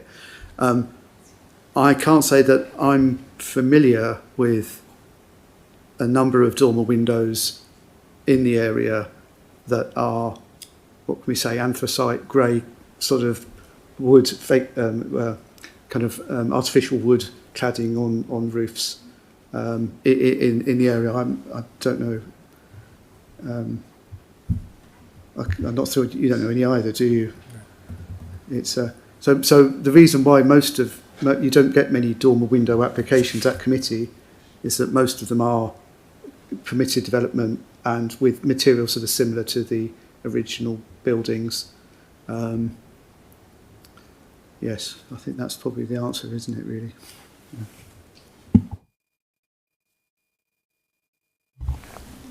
Thank you. Councillor Nawaz. Thank you, Chair. I think, as we probably kind of talked about earlier as well, so it could have been permitted development, but it's the materials which made it difficult to go through. But that scheme of colour, as I mentioned, as part of a different application we've gone through, it's been used everywhere. That colour has been used in my ward as well, in Three Bridges, quite commonly. This is kind of colour of the day, seems like it. So I'm a little bit surprised with that. On the same road as well, it's been used. Road behind has been used. So the area of if it's Pound Hill now, Pound Hill is the area, it's been used everywhere.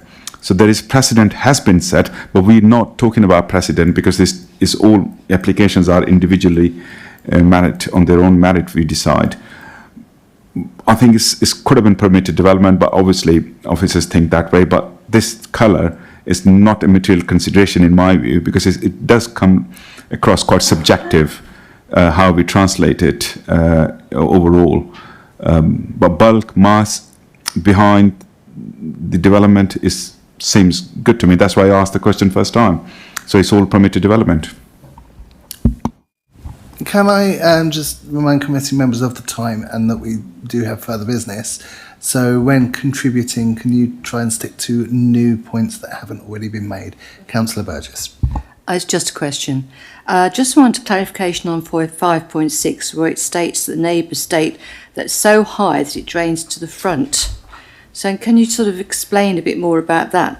And 5.5 explains exactly how it does not comply with urban design SPD guidance, and it clarifies a lot of the things that we've been asking this evening. If you could just clarify for me, it's so high that it drains to the front. What does that mean, and what does the significance of that, please? So the finish of the dormer appears to have kind of lead flashing over the front that looks like it does drain off from the front of the building down to we don't have any evidence that it's taller than the original roof. There doesn't appear to be an original roof tile left anymore because the way it's been implemented is with a bit of lead flashing over the top rather than having a ridge tile. So there's no evidence to say that this is actually taller than the original house, irrespective of the way it's been finished. It does appear just to be the way that it's been built rather than that itself is a breach of the permitted development rights. Councillor Chowerton. Possibly last before, but not least. So I'm a little bit confused. I thank you, Hamish, for your clarification and reminding us of our, if you like, obligations in terms of the local plan, reminding us that it's there and what that's about. Where I'm confused a little bit here is if I've understood correctly, under permitted development, where this wouldn't have to come to committee, the only difference is the size and bulk would stay, just the materials used, so long as they're in compliance with the tiles of the front of the house, that would be permitted and there wouldn't be any discussion or argument. And to your point about setting a precedent, well, it's kind of skipping around the precedent, isn't it, a little bit, because it was the bulk and size of the thing, which I think some of us feel a bit uncomfortable about, and also, according to the local plan directives that you've been demonstrating us, would be totally irrelevant. It would permitted development would say, fine, so long as you've got the tiles in the right place, that's allowed. Is that correct? Have I correctly understood that?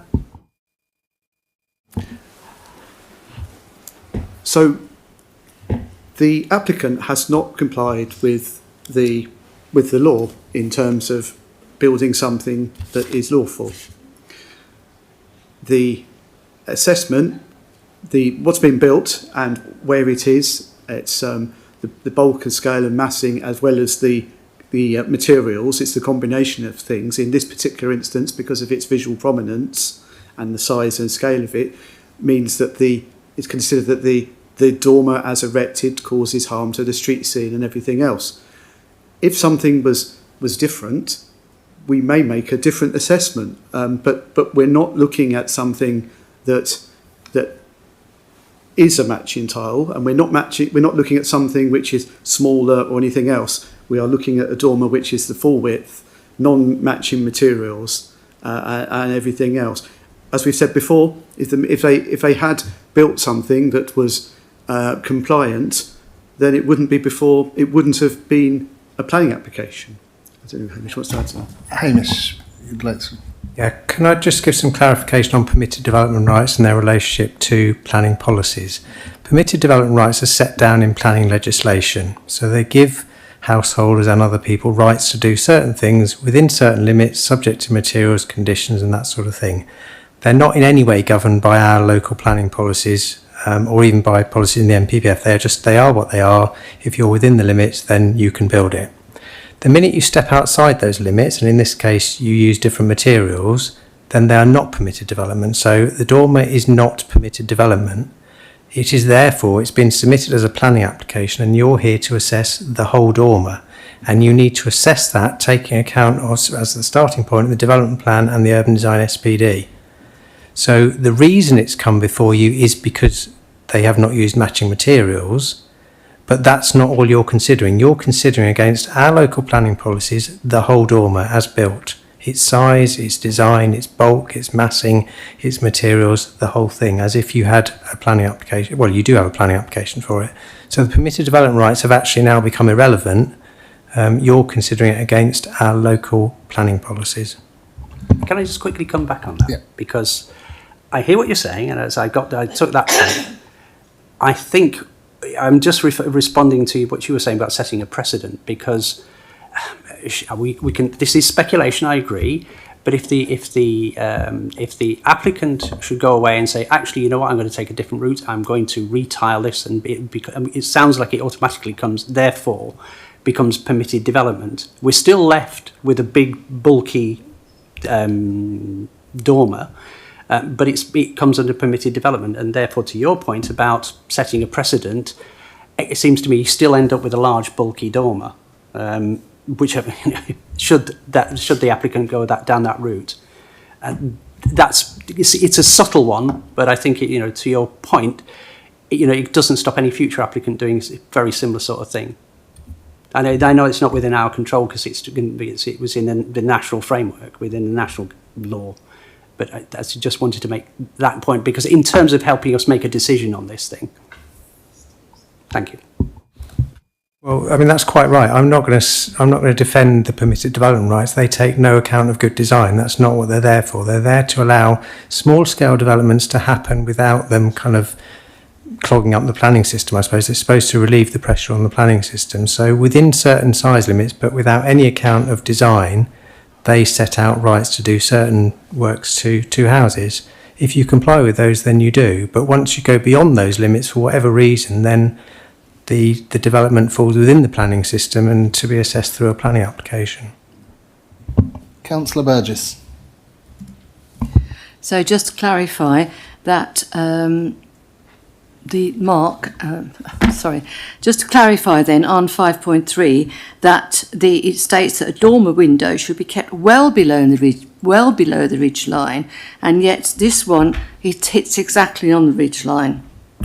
Dormer window should be centred to the window frames and should not take up more than half the width of the house. Is that correct? That's looking at the whole dormer then. That's looking at the size and the distribution of it and the height. And we talked about the roof tiles. We weren't sure, but it states here that it should be kept away from the edges of the roof and should be kept below the roof line. Is that right? Yeah, so that's part of the design guidance in the council's adopted urban design SPD, and that's why they've got the examples. So the smaller one here, which is below the ridge, it's roughly about the same size as the window below and fits within the roof slope. It's considered to be a more acceptable form of dormer. It doesn't overwhelm or dominate the rear roof. So we're looking at the whole thing, and that's the whole thing, not just the bit you stick on.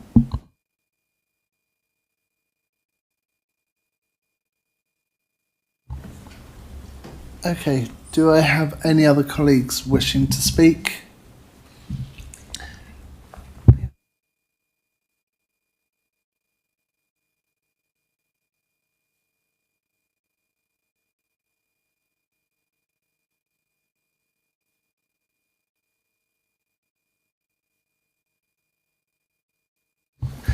All committee members have had the opportunity to speak, so we move on to the vote. The recommendation is to refuse planning permission for the reasons set out in the report. As chair, I will move the recommendation. Could I ask the vice chair to second, please? Seconded.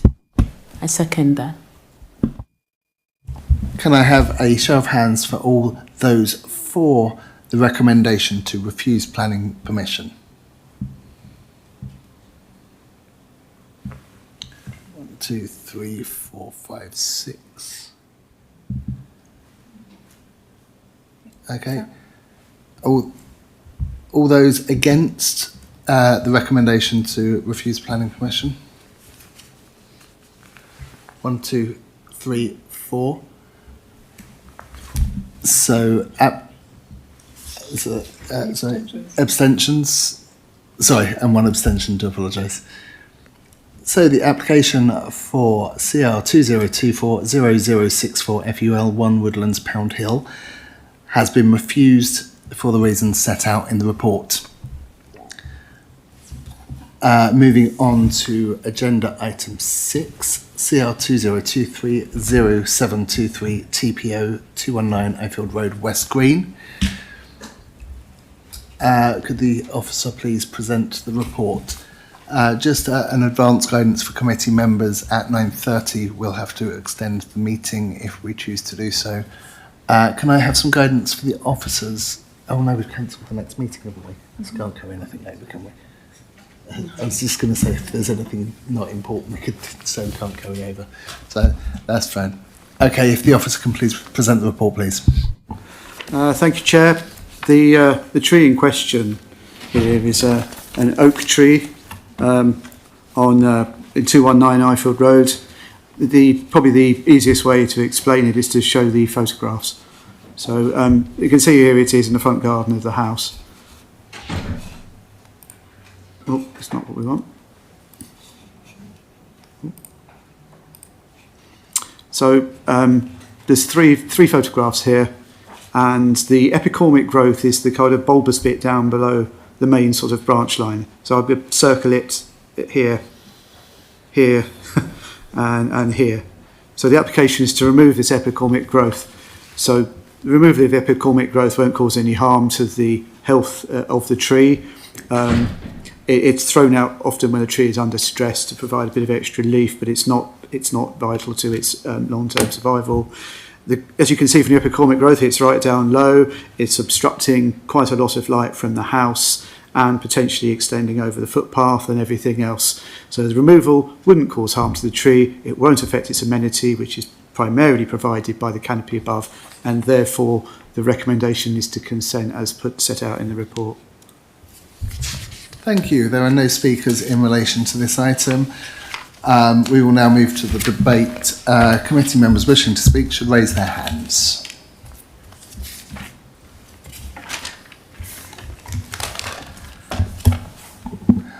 All committee members have had the opportunity to speak, so we'll move on to the vote. The recommendation is to consent subject to the conditions set out in the report. As the chair, I will move the recommendation.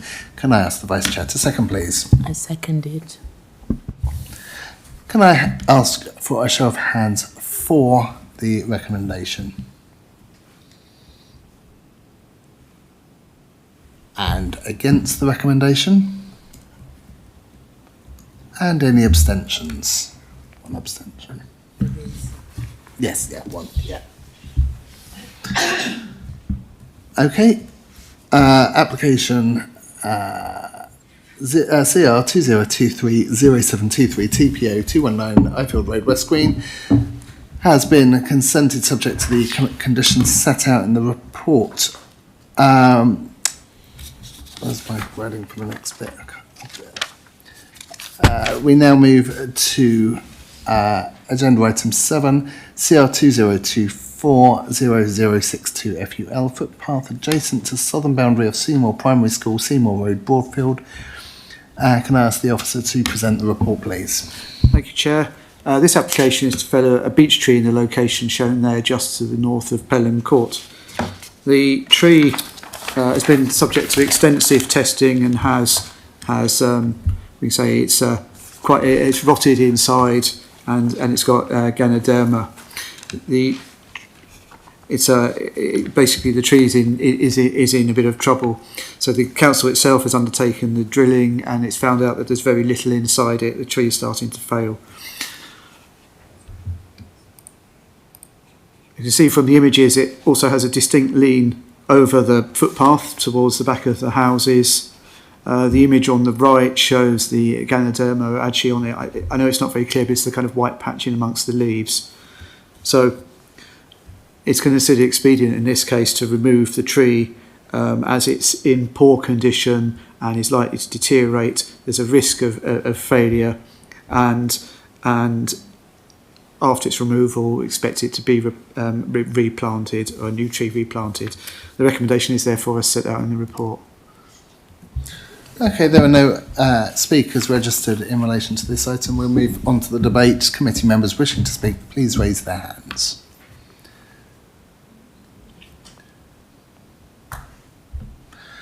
All committee members have had the opportunity to speak, so we'll move on to the vote. The recommendation is to delegate the decision to consent to the Head of Economy and Planning, subject to the conditions set out in the report. As Chair, I will move the recommendation. Can I ask the Vice Chair to second, please? I second it. All those in favour of the recommendation, please raise your hands. All those against? And any abstentions?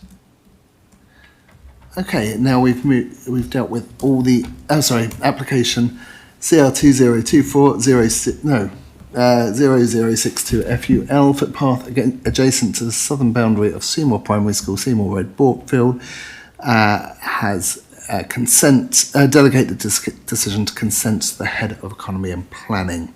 Sorry, can I just, that should be TPO, not FUL. Oh, TPO. Yeah, it's not a fire I hadn't even application. noticed. That's, yeah, sorry. Yeah. Okay, we've done all the planning decisions. There is 2 issues I would like to raise with the committee. I have spoken to members of the committee about this. One is the start time for the committee.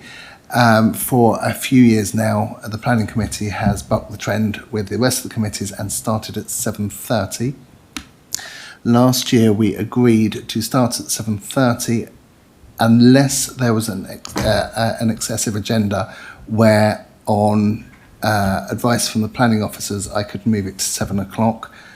I believe that has worked fairly well. Is there anyone to move the motion to change? Does anyone have any alternative? Okay, Julian's moved and Councillor Chariton has moved and Councillor Jaggard has seconded. Okay, do we have any alternative proposals? Okay, all those in favour of the proposal to move the start time of this meeting for the duration of this municipal year to 7:30, please raise your hands now.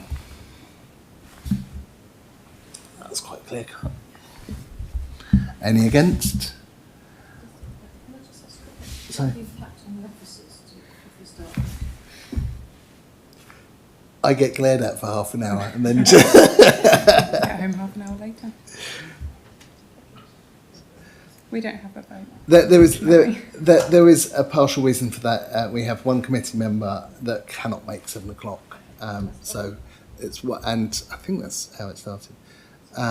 Okay, the other issue is site visits.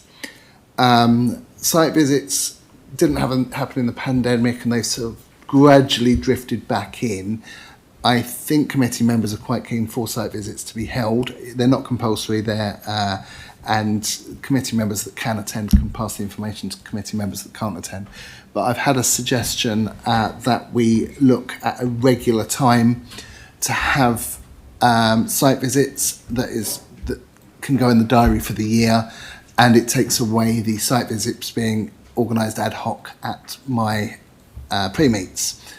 So are we happy with a regular time? A suggestion has been 1 o'clock on Thursdays. Councillor Hart.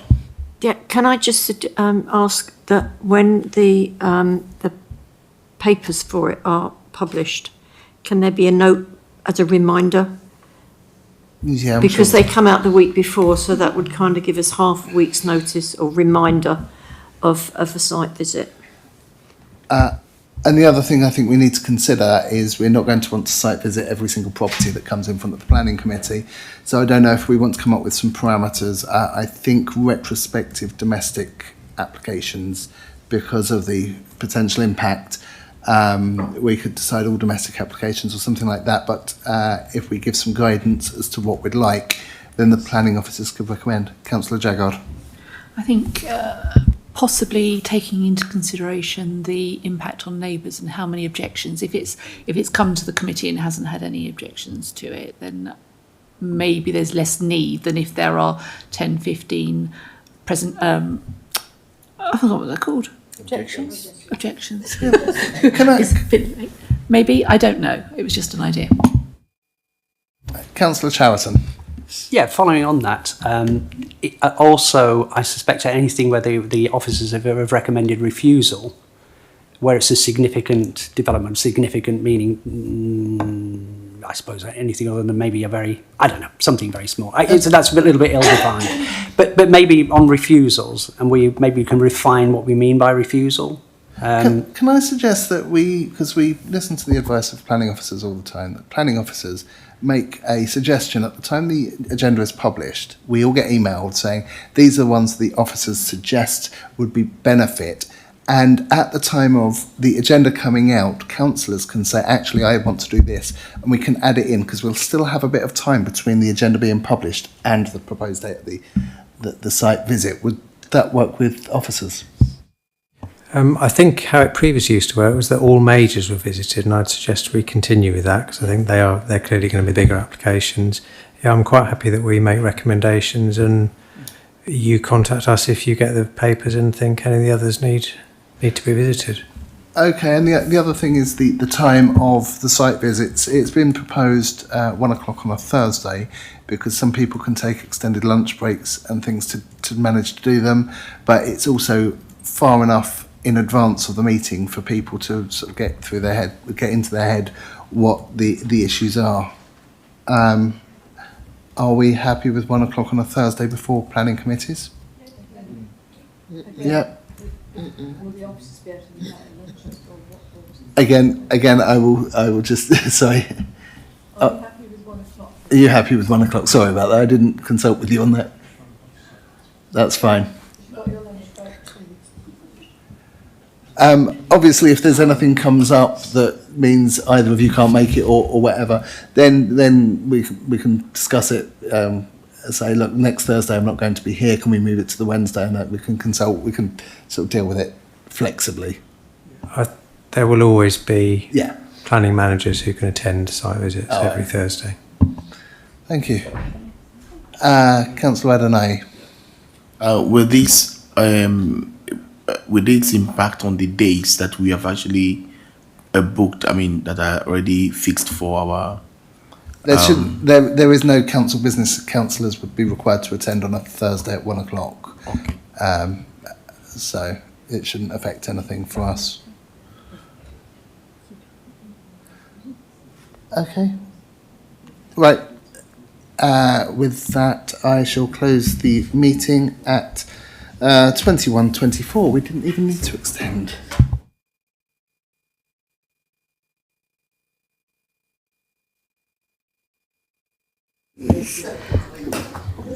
Siraj, can we have the slides, please?